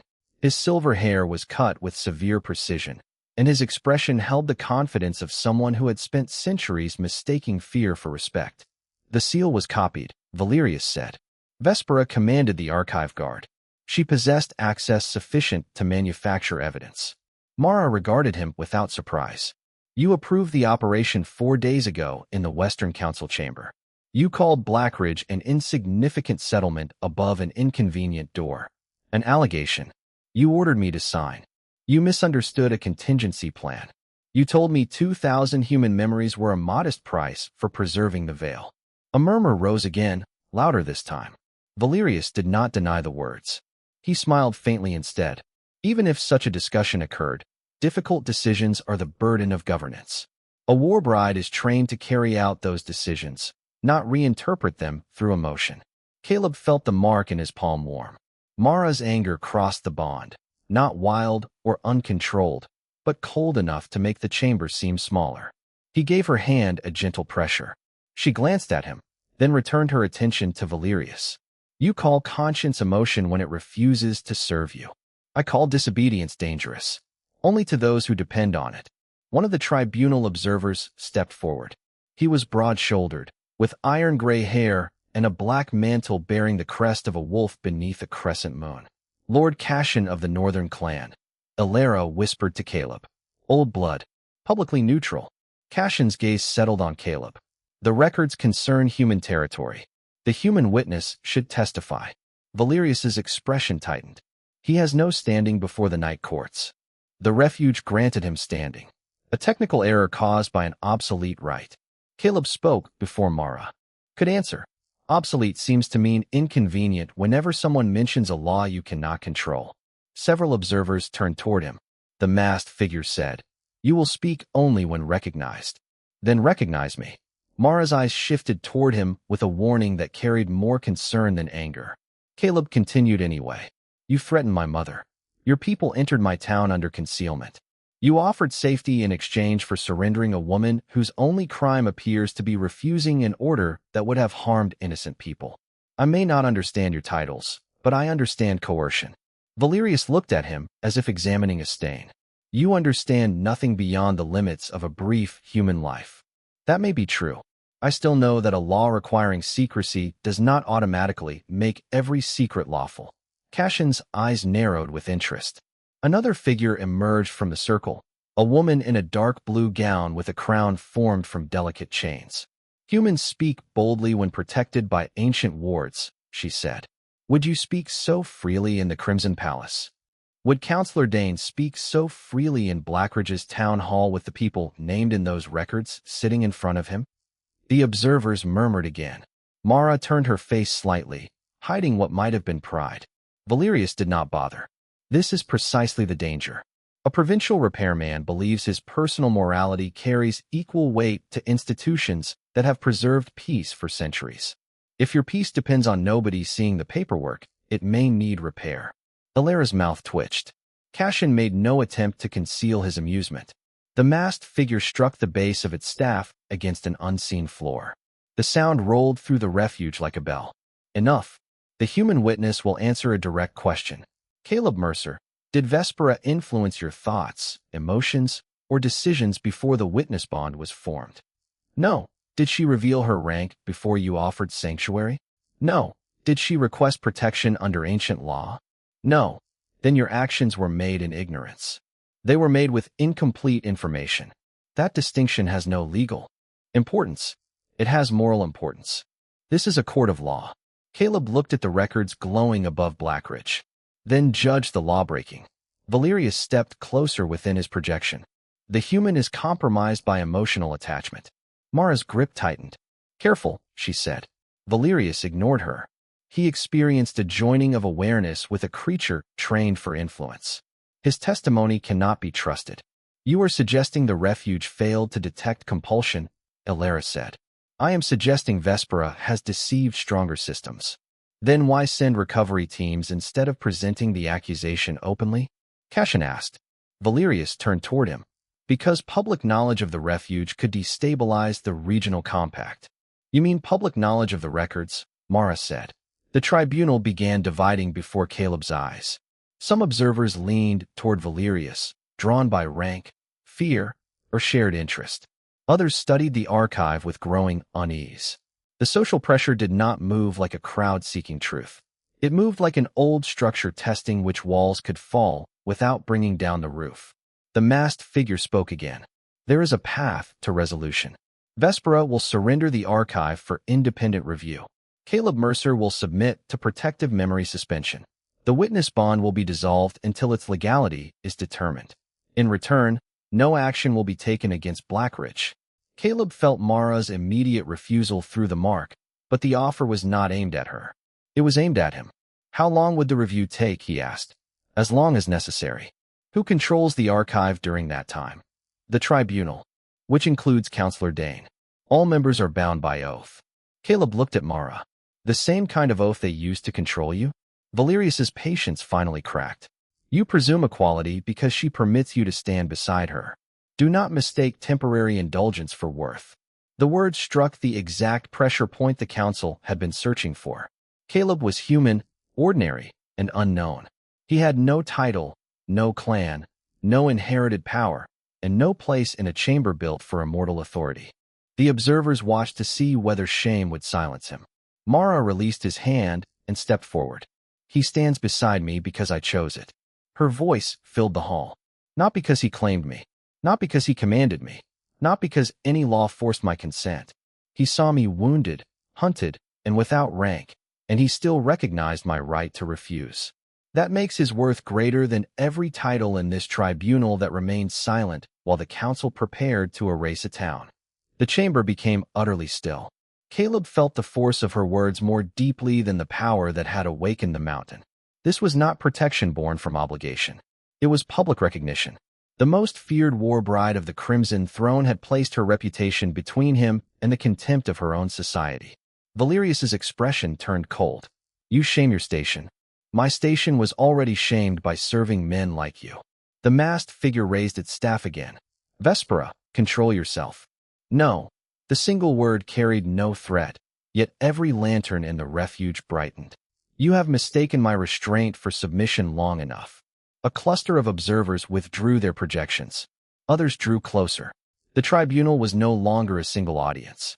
It had become factions. Cashin stepped into the open space beside the archive. I move that the records be copied to all 7 courts immediately. Valerius turned sharply. Denied. You are not presiding. The documents contain restricted security information. Then they should survive independent examination. The crowned woman in blue added.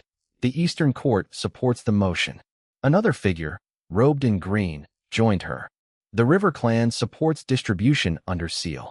The masked speaker remained silent too long. Caleb understood that the vote had not been expected. Valerius understood it too. This tribunal is being manipulated by spectacle, he said. Vespera has placed an unstable human at the center of a court dispute. Caleb looked at the map and noticed something new. A small golden signal pulsed beneath the Blackridge communication station. It did not belong to the refuge wards. Alara, he said, quietly, can the town contact us? She followed his gaze. The Covenant team blocked ordinary signals. Ordinary signals. Caleb moved to the map controls. The county emergency network has an analog backup. It runs through an old copper line beneath the northern road.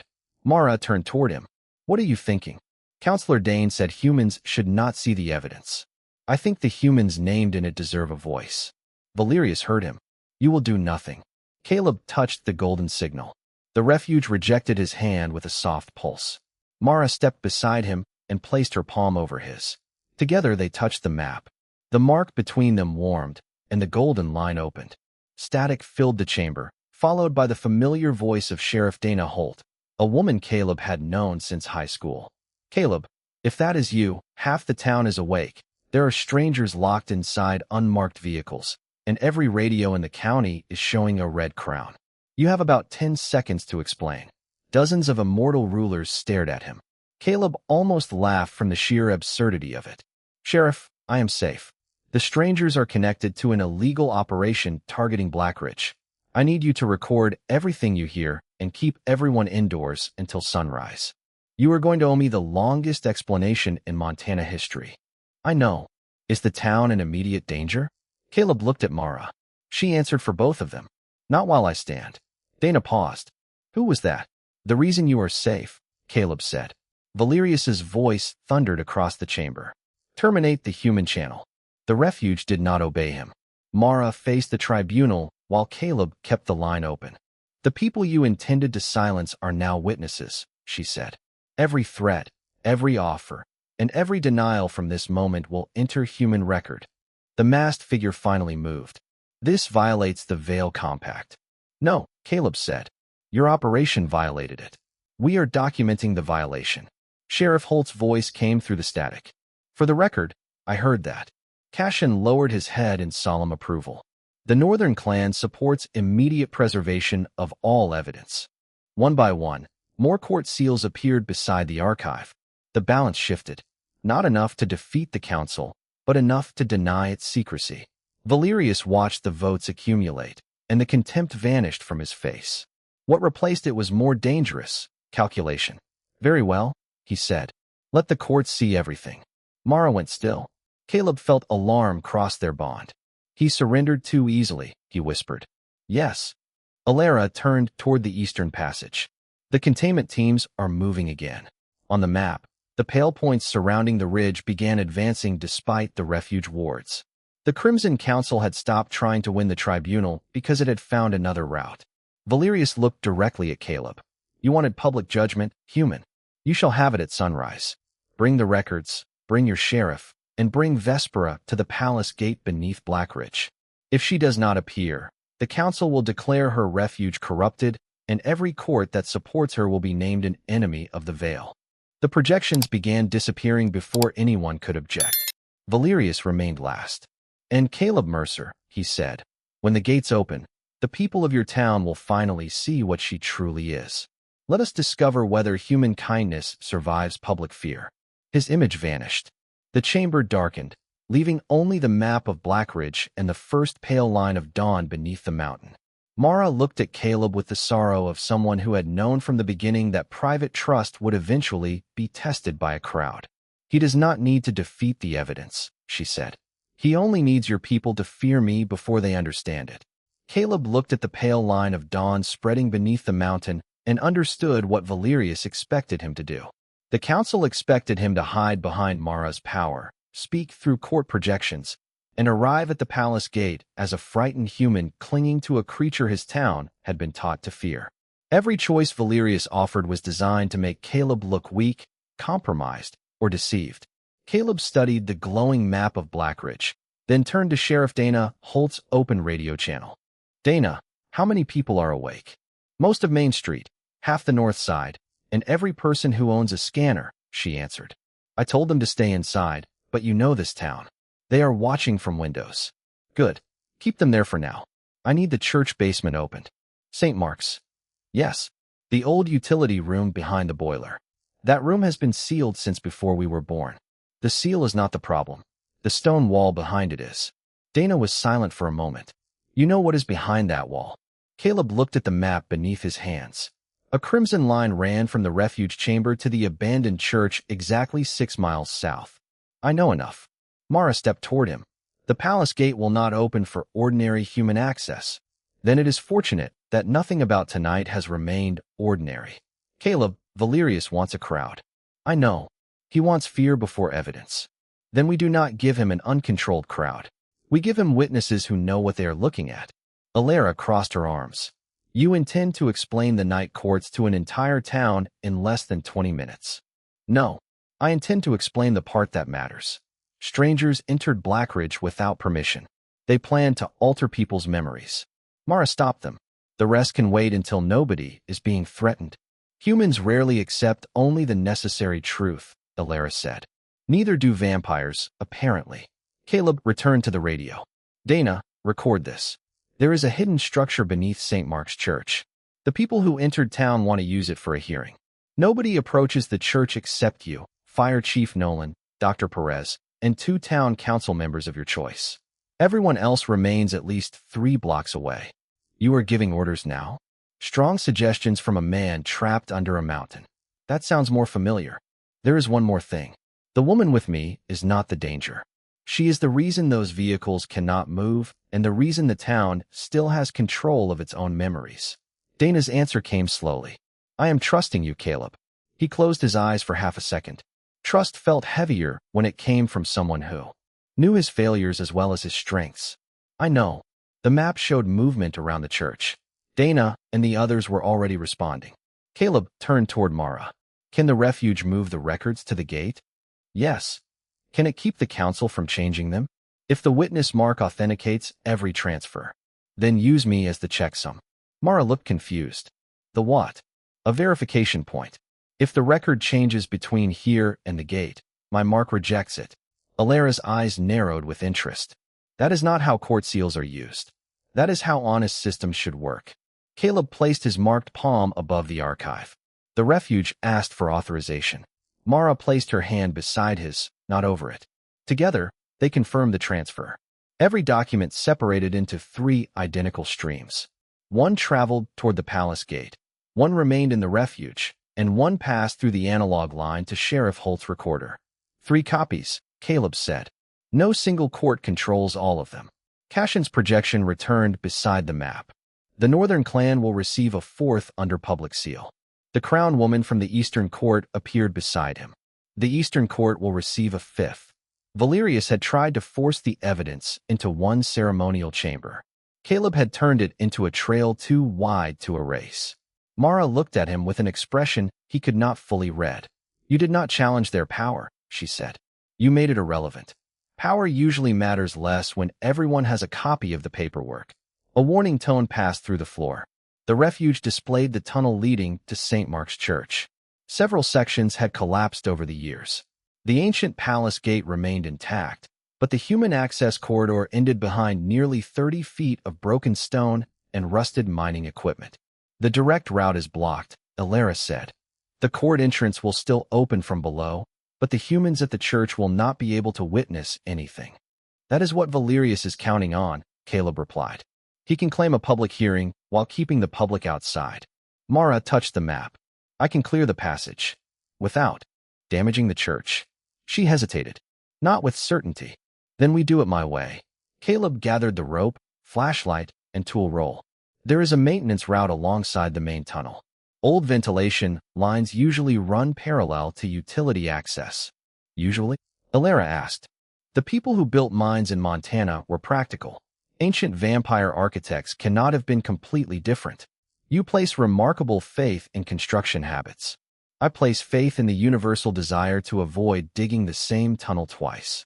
The refuge opened a narrow side door that had remained hidden behind one of the obsidian pillars. Caleb entered first. Mara followed despite his instruction to remain near the archive. You are still recovering, he said. And you are walking into a structure built before your country existed. I brought a flashlight. Your confidence is alarming. That is not confidence. That is equipment. The service passage narrowed until Caleb had to turn sideways. Ancient conduits ran along one wall, while a human copper line had been added decades later through crude drilled openings. The two systems crossed near a collapsed support chamber. Caleb knelt beside a rusted control box and cleared the dust from its face. This is not vampire construction, Mara said. No. The mining company installed it around 1940. They must have discovered part of the old gate and mistaken it for a natural pressure door. He opened the box. The wiring inside was brittle, but the mechanical release remained intact. Can you make it work? Yes. You answered before looking. Because people ask that question when they need hope. The accurate answer comes later. Caleb traced the lines, found the broken connection, and removed a short length of wire from the emergency radio battery in his pack. Mara watched him work. Her restored power could command shadows, seal roads, and awaken forgotten courts. Yet here, beneath the mountain, she stood silent while a human repaired a switch with pliers and borrowed copper. Why are you smiling? He asked. I am not. You are. Perhaps I find it strange that the oldest gate in the region depends on a wire from your emergency radio. Every grand system eventually depends on one ordinary part nobody respects. He connected the wire. The control box clicked. A section of the wall shifted 3 inches, then stopped. Dust fell. The mechanism groaned under decades of pressure. The release is jammed, Caleb said. Can your refuge move only the locking pins? Mara placed her palm against the stone. Crimson light traveled through cracks in the wall. Yes, but the weight remains human engineering. Good. Human engineering brought a hydraulic jack. He pulled a compact jack from an emergency cabinet beside the old mining equipment. Mara stared at it. You carry that through tunnels? I live in Montana. Caleb positioned the jack beneath the warped support beam and began pumping the handle. Metal complained softly. The gap widened inch by inch. Mara moved beside him and placed both hands against the beam, not using enough force to shatter it, only enough to keep it steady. They worked without command. Caleb adjusted the jack. Mara held the pressure. He watched the alignment. She responded before he needed to speak. The bond carried intention, not control. For the first time, their connection felt less like an ancient law and more like cooperation. When the gap reached 2 feet, cold morning air entered from the church basement. Dana's voice came through the opening. Caleb, I am here. You sound terrible. Good morning to you too. Can you get through? Not yet. Stand clear. Caleb reset the jack, and Mara shifted her grip. The beam rose another foot. Fire Chief Nolan and Dr. Perez appeared on the other side, helping remove loose stone by hand. No one saw Mara clearly at first. They saw only Caleb, covered in dust, working beside a tall, pale woman in dark armor whose eyes reflected crimson light. Nolan stopped. Perez stepped back. Dana did neither. She looked at Caleb. This is Mara. Yes. Dana's gaze moved to the ancient armor, and the shadows gathered quietly around her. You left out a few details. I was busy. Mara began to withdraw into the tunnel, giving the humans space. Caleb noticed. He extended his hand toward her without looking away from Dana. Mara stared at it. The town representatives watched the most feared Warbride of the Crimson Throne hesitate before taking the hand of an ordinary repairman. When she did, Caleb guided her through the opening beside him. He did not present her as a prisoner, a weapon, or a mystery. He stood with her as an equal witness. Dana studied their joined hands, then the matching marks beneath their skin. Are you here by choice? She asked Mara. The question changed everything. Dana did not ask what she was. She asked whether she was free. Mara's voice softened. For the first time in longer than your nation has existed, Yes. Dana nodded once. Then you are welcome in Blackridge until somebody gives me a legal reason you are not. Alara stepped through the opening behind them, visibly surprised. Your sheriff grants protection without approval from a higher authority? That is why the town elected her, Caleb said. The church basement lights flickered. Beneath the concrete floor, ancient machinery awakened. Stone panels drew apart, revealing a circular chamber below the church. At its center stood a black gate framed by crimson symbols. The council's projections appeared around it. Valerius stood before them in ceremonial robes, confident that the sight of Mara would turn the humans against her. Instead, Dana lifted her phone and began recording. Nolan opened a live channel to the county emergency network. Dr. Perez carried a printed list of every resident named in the memory order. Caleb had not brought an army. He had brought a mechanic, a sheriff, a doctor, a fire chief, and 2 elected neighbors with notebooks. Ordinary people with no inherited power and no reason to kneel. Valerius looked at them with open disdain. This is the human delegation? This is the town you tried to erase, Caleb said. They have names. They have records. They have questions. They are not qualified to judge court law. They are qualified to judge what happens to their own minds. The gate began to open, revealing a vast palace hall on the other side. Hundreds of vampire nobles waited beneath towering windows darkened against sunrise. Their attention fixed on Caleb, searching for the fear, pride, or ambition that would prove Valerius right. Caleb felt Mara prepare to shield him. He squeezed her hand gently. Do not stand in front of me, he said. Stand with me. She did. Together they crossed the threshold into the Crimson Palace while the people of Blackridge watched through the open gate. A court herald raised his staff. Caleb Mercer, human witness. Before entry, you must declare what reward you claim for returning the first Warbride to public judgment. The nobles leaned forward. This was the test they understood. Gold, rank, extended life, court protection, influence. Caleb looked at Mara, then at the records hovering above the gate. I claim no reward. The herald frowned. Every recognized witness may name compensation. Then record this instead. I want every person in Blackridge protected from memory alteration. I want the evidence preserved in human and court custody. I want every order against Mara suspended until the hearing is complete. And I want her answer to every future command to count the first time she gives it. The hall remained silent. Those are legal demands, the herald said. Not compensation. Good. You may claim something for yourself. Caleb thought of the empty house, the repair shop, and the years spent believing worth came from being useful while needing nothing. He finally understood what made this moment different. He was not saving Mara to repair his past. He was standing beside her because her freedom was right, even if she never chose him afterward. Then I claim the right to leave when this is over, he said, and I claim the same right for her. Mara turned toward him. The bond carried her shock across his palm, followed by something deeper than gratitude. Valerius's expression changed because he finally saw the flaw in his plan. Caleb could not be bought, shamed, or provoked into claiming ownership. His strength was not power over Mara. It was the refusal to take power that was never his. Around the palace, ancient court seals began lighting one after another. The original witness law had recognized his declaration. Cashin bowed first. The Eastern Queen followed. Then Alara lowered her head. Several nobles who had opposed them stood in formal acknowledgement. A voice older than the tribunal rose from the palace itself. Human witness verified. No claim of ownership. No request for elevation.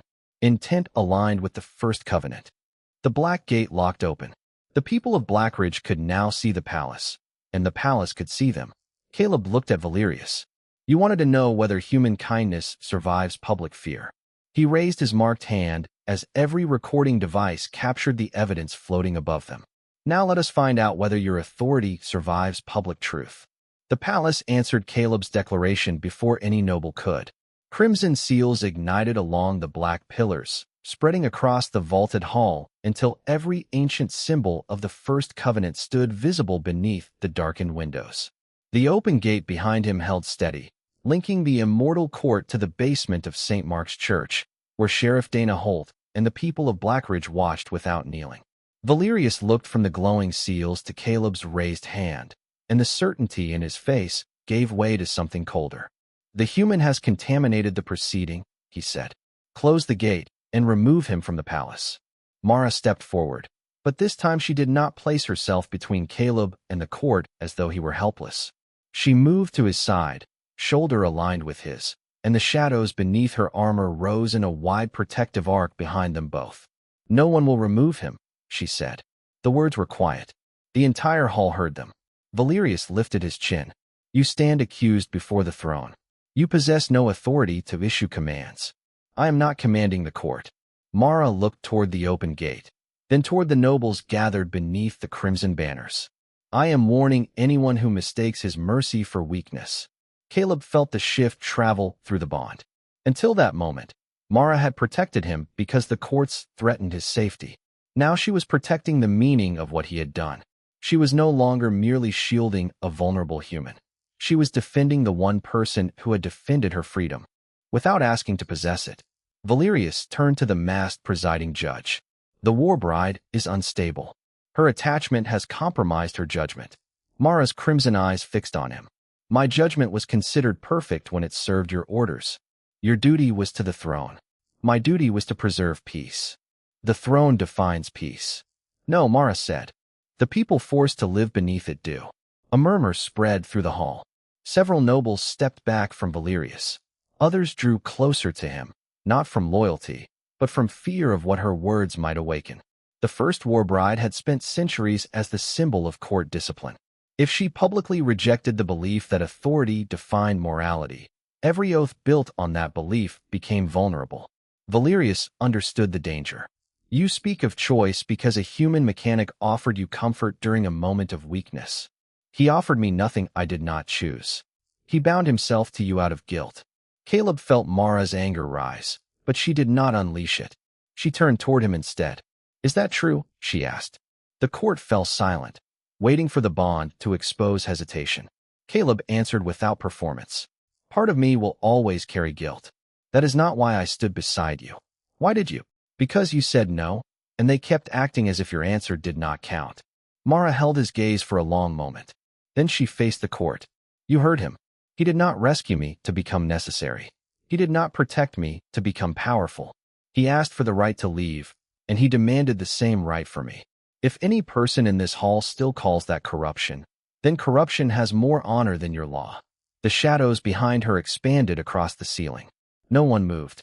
They had seen Mara's strength in wars, treaties, and royal ceremonies. But this was a power they did not understand. It was not obedience sharpened into a weapon. It was devotion chosen in full freedom. The masked judge raised the staff. The tribunal recognizes Vespera's right to speak. The question before us remains whether the witness bond may become permanent. The question before you, Mara replied, is whether the council may continue threatening humans to preserve its own authority. Valerius gestured toward the records. Those orders prevented exposure. The human town was built above a strategic refuge. Memory correction was regrettable, but lawful. Sheriff Holt's voice came through the gate. You plan to erase 2,000 people because we noticed lights under a church. The nobles turned toward the human side of the threshold. Dana stood with her phone held steady, Dr. Perez beside her with the printed list of residents. Nobody in Blackridge approved that, she continued. Nobody was warned. Nobody was offered a hearing. Valerius looked at her as though a speaking human were an offense. Your approval was not required. Mara's power moved before Caleb saw her expression change.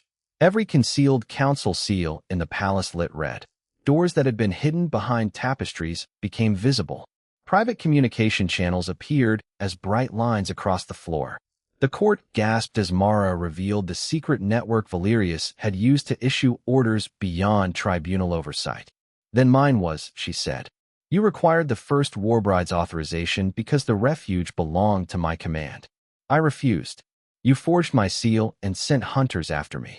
Valerius stepped backward. You cannot prove forgery. I can. Mara removed the emblem from her throat.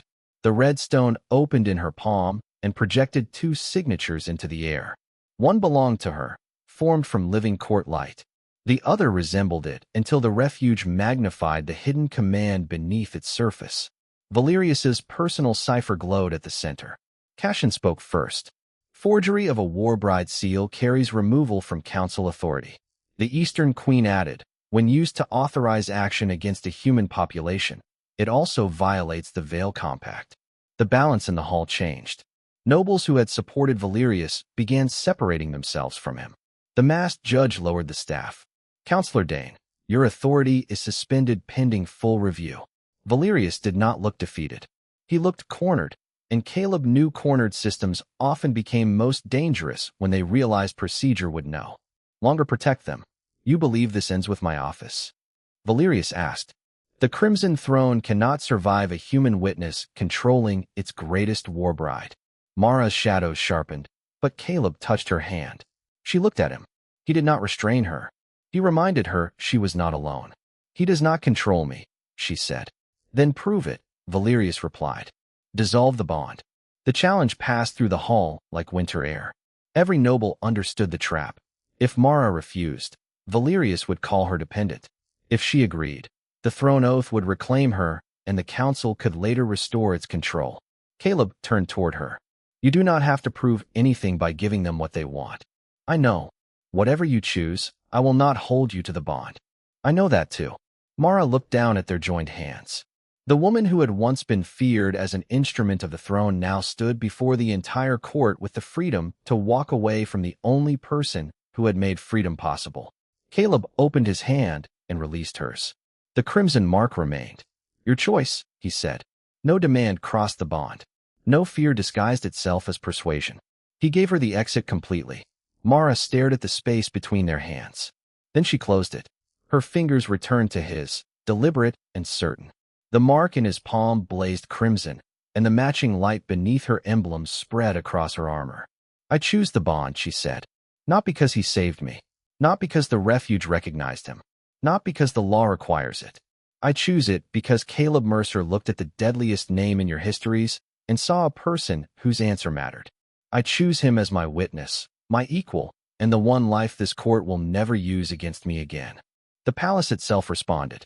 Crimson light rose through every pillar and gathered above them in the image of two open hands, neither holding the other by force.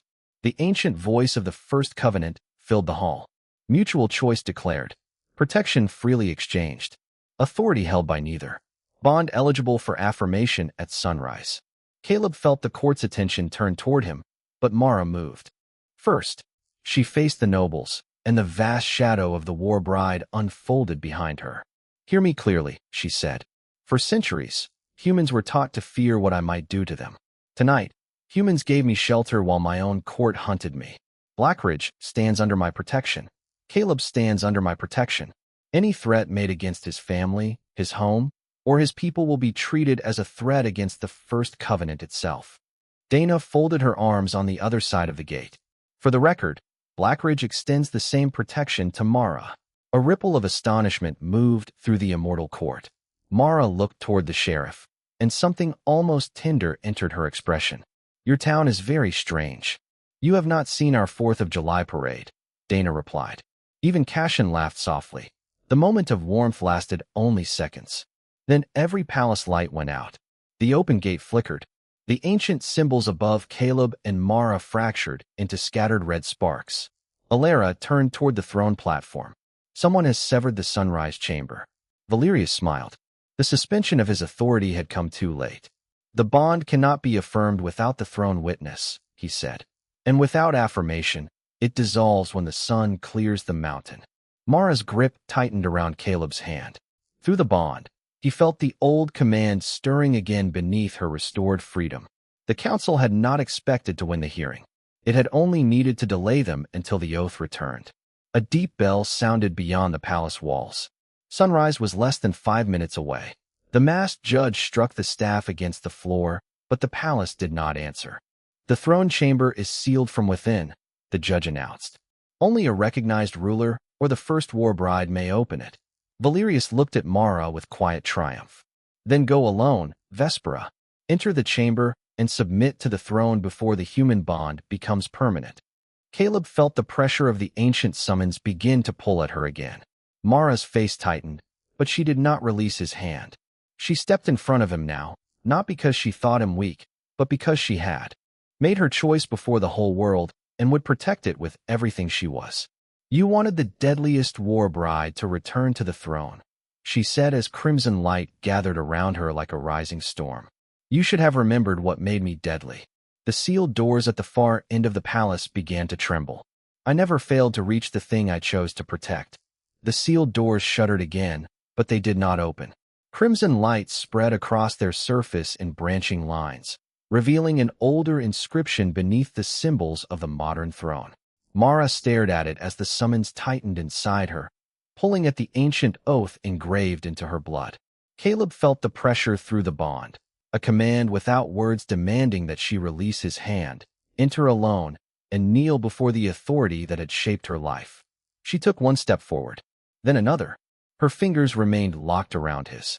The chamber recognizes only the first Warbride or a crowned ruler, the masked judge said. No human may cross that threshold. Caleb studied the inscription. That is not what the door says. Every face in the hall turned toward him. Mara looked at the symbols, then at the mark glowing in his palm. You can read them? No. But the refuge translated the same pattern beneath the mountain. He pointed to the image of two open hands carved above the center seal. This symbol did not mean ruler and servant.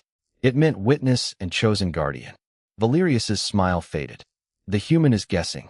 Then let the door reject us, Caleb said. He stepped beside Mara until their shoulders touched. You do not enter alone. The summons inside her surged. Her posture stiffened.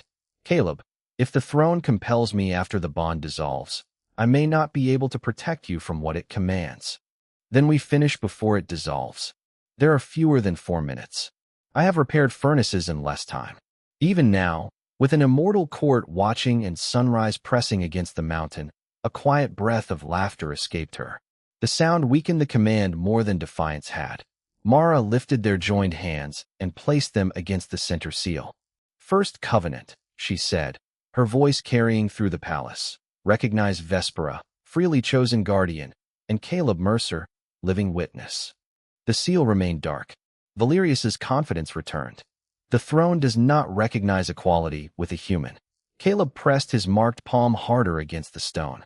Then the throne is violating the law it claims to represent. The mark blazed. The matching light beneath Mara's armor answered. For one suspended moment, nothing moved. Then the ancient inscription illuminated from the bottom upward. A voice older than the palace spoke from within the doors. Witness recognized. Guardian recognized. Neither enters above the other. The doors opened. Beyond them stood the sunrise chamber, a circular hall of black stone beneath a domed ceiling. At its center rose the crimson throne, carved from a single dark crystal. No ruler sat upon it. Instead, chains of red light extended from the throne into the walls, into the palace, and into Mara. Caleb could see the command now. It was not a metaphor. It was a system, vast and ancient, built to carry royal authority into every Warbride oath. Above the throne, a narrow opening in the dome showed the brightening eastern sky. The first edge of sunlight was minutes away.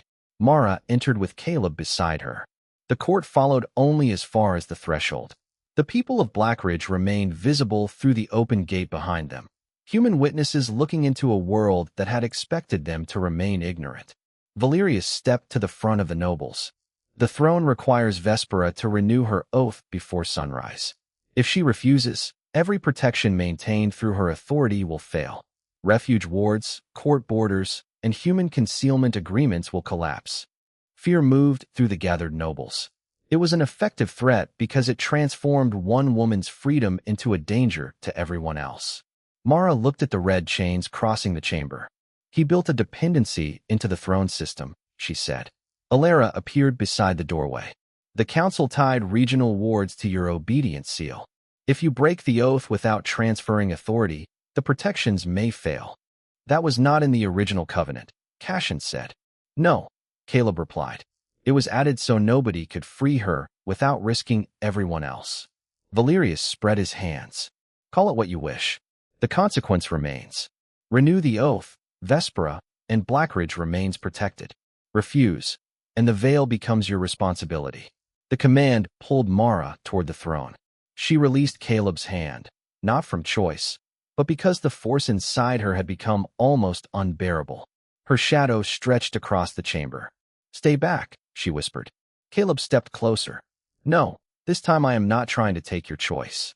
Her eyes shone with pain and resolve. "I am making mine. If obedience is the price of protecting the town, I will pay it. That is not a free choice. That is a threat with ceremonial language. The people behind you did not ask to carry this risk." Sheriff Holt's voice came through the gate. "Neither did you." Mara turned. Dana stood beneath the church lights with the town representatives beside her. "Blackridge does not accept protection purchased through slavery," the sheriff said. The word struck the palace harder than any title. Valerius's expression sharpened. "You do not understand what you reject." "I understand someone is using us to force her onto that chair," Dana replied. "We reject it." Dr. Perez raised the printed list of residents. "Every name on this page belongs to someone who would rather remember the truth than be used as leverage." Fire Chief Nolan nodded. "We handle our own emergencies." One by one, voices sounded through the county channel. Shop owners, teachers, ranchers, parents, and retirees spoke from homes across Blackridge. They did not understand every law of the night courts. They understood enough. "Do not surrender for us. We did not authorize that bargain." Her answer was no. The simple human statements entered the ancient chamber and removed the foundation beneath Valerius's threat. Mara stared through the gate as an entire town affirmed the right she had been denied for centuries. Caleb returned to her side. "You heard them. The wards may still fall. Then we repair the system." He looked at the red chains extending from the throne. Each passed through a set of symbols before disappearing into the walls. The pattern resembled the refuge network beneath the mountain, a central control feeding multiple protections. "The throne is not the source," he said. "It is the switch." Alara studied the floor. "Explain." "The refuge had power before Mara awakened it. The throne does not create these wards. It controls access to them." Caleb pointed to the chains. Valerius tied the access key to her obedience. "We do not need to destroy the protections. We need to remove the false condition." The masked judge entered the chamber. "Such a change requires throne authority. Or the original witness protocol," Mara said slowly. She had seen his thought through the bond. Above the throne, the two open hands appeared again, nearly hidden beneath later carvings. Cashin stepped forward. "The first covenant predates the Crimson Throne." The Eastern Queen joined him. "Its authority is foundational." Valerius's composure finally fractured. "No court will permit a human to rewrite our central law." Caleb looked at the assembled nobles. "I am not asking permission to rule you. I am asking whether you want your safety tied to one woman being unable to say no." Silence spread through the hall. This time it was not calculation. It was shame. The masked judge raised the staff. "The tribunal recognizes a foundational challenge. All 7 courts must declare." Cashin spoke first. "The Northern clan rejects compelled protection." The Eastern Queen followed. "The Eastern Court restores the original covenant." Alara placed her fist over her heart. "The Western Gate recognizes the Warbride as guardian by choice." One after another, court seals illuminated around the chamber. Some nobles hesitated. Others looked toward Valerius and saw that his power depended entirely on their fear of change. The 4th seal appeared. Then the 5th. The 6th. The final court remained dark. Valerius stood beneath its banner. "Without the Crimson Court, the declaration fails," he said. Mara looked at the throne that had defined her existence. The command urged her to kneel, renew, and preserve the old order. She stepped forward alone. Caleb did not stop her. This choice had to be hers. She placed both hands on the dark crystal. The red chains tightened. "For 3 centuries," she said, "I carried the Crimson Court's authority into wars, treaties, and shadows. I obeyed because I believed duty without choice was still honor. I was wrong." Valerius raised his voice. "If you reject the throne, you reject your own name." "No, I reclaim it." Mara turned toward Caleb. The powerful Warbride, feared by courts and hunted by councils, looked at the ordinary human who had found her in the snow. He gave no command. He offered no rescue. He simply stood where she could see him and waited for her answer. Mara faced the court. "The Crimson Court declares for the first covenant." Her emblem flared. The 7th seal ignited through her authority as first Warbride. The ancient voice filled the chamber. "Unanimous recognition achieved. Compelled obedience is invalid." Protection shall arise from consent, not ownership. The red chains released Mara and flowed back into the throne. Their light divided into hundreds of independent lines, each connected to a court, a refuge, or a freely sworn guardian. The palace steadied. The wards around Blackridge remained intact. The veil did not fall. Only the mechanism of control disappeared. Valerius looked around the chamber as centuries of hidden authority vanished from his reach. The masked judge turned toward him. "Counselor Valerius Dane, your seals are revoked.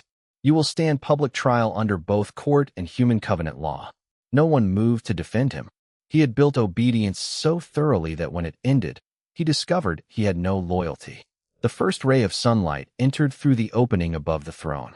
It crossed the chamber and reached Mara's face without harm, softened by the ancient protective glass. Caleb's mark burned once, bright and warm. Mara's matching mark answered. The throne spoke its final judgment. Sunrise reached. Mutual choice remains. Witness bond affirmed. The court watched as Mara walked away from the throne and stopped before Caleb. "You may still leave," she said quietly. "So may you." "I know." He held out his hand. "What do you choose?" Mara looked at the open palace gate, the people of Blackridge, the courts that could no longer command her, and the human who had asked for nothing but an honest answer. Then she placed her hand in his. "I choose to stay," she said, and for the first time in 3 centuries, no law spoke after her.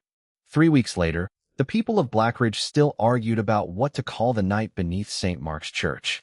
Some called it the Crimson Hearing. Sheriff Holt called it the longest incident report in Montana history. Caleb called it the reason he had not slept properly since December. The truth survived every name. Copies of the council records remained under human, clan, and court protection. Valerius Dane awaited trial before a joint tribunal, stripped of every seal he had used to hide his orders. The Covenant Office withdrew its teams, issued formal guarantees against memory alteration, and discovered that Dana considered formal guarantees more convincing when accompanied by weekly inspections. The refuge beneath the mountain reopened as neutral ground, no longer controlled by the throne, and the First Covenant was restored across all 7 courts. No Warbride could again be commanded through an oath she had not freely chosen. Mara refused every title offered in celebration. She accepted only one position, Guardian of the Northern Passage, sworn by consent and answerable to both the night courts and the human communities above them. Caleb returned to his repair shop, although returning did not mean returning alone. Mara moved into the small room above the garage because, as she explained with complete seriousness, the palace contained too many people who entered without knocking. She learned that old houses made sounds without carrying secret messages, that coffee did not improve merely because Caleb drank 6 cups of it, and that the people of Blackridge considered curiosity a civic obligation. Mrs. Whitaker from the bakery left cinnamon rolls outside the shop every Friday. Fire Chief Nolan asked Mara to inspect the town's emergency tunnels. Dr. Perez argued with her about 3 centuries of medical assumptions. Children waved whenever they saw her black coat crossing Main Street, though most adults still needed time to stop staring at her crimson eyes. Mara gave them that time. She had spent centuries being feared on command. She could wait for trust freely offered. One evening, as snow began falling across the same mountain road where Caleb had first found her, he closed the shop and discovered Mara standing beside his pickup. She wore no armor, only a dark wool coat and the silver emblem that now carried no command. "The storm will close the ridge by midnight," she said. "Then we should check the lookout stove before it does. You repaired it last week. Preventive maintenance. You wish to return there?" Caleb smiled. "Maybe." They drove beneath the pines in comfortable silence. At the tower, Mara stood by the window while Caleb lit the stove. The room looked smaller than either remembered. No hunters searched the road. No voices threatened them through the radio. There was only firelight, falling snow, and the quiet space between 2 people who no longer needed danger to explain why they remained together. "You once said your life was not a room someone could place you back into," Mara said. "I remember. Do you regret leaving it?" Caleb considered the question honestly. "I did not leave my life. I finally started choosing it." Her gaze lowered to the mark in his palm. It had faded to a thin crimson line, visible only when one of them called through the bond. "And if I had chosen to walk away after the tribunal?" she asked. I would have opened the gate, even if it hurt you. Especially then. Mara looked toward the storm, and centuries of guarded silence seemed to settle around her before finally letting go. That is why I stayed. Caleb moved beside her, close enough that their shoulders touched. He did not reach for her hand. He waited. Mara took his first. I was created to become the thing others needed, she said. A shield. A warning. A name spoken before battle. I believed being necessary was the closest I would come to being wanted. Caleb turned his hand beneath hers. You do not have to be useful here. Neither do you. The words reached the old wound he had carried since Aaron's final call. For years, Caleb had believed love meant arriving in time to fix everything. Mara had taught him that sometimes love meant staying when nothing needed repair. He looked at the woman he had once carried through the snow and saw no fugitive, no weapon, and no debt. He saw Mara, powerful enough to frighten thrones and free enough to choose an ordinary life beside him. What happens now, he asked. Her crimson eyes warmed in the firelight.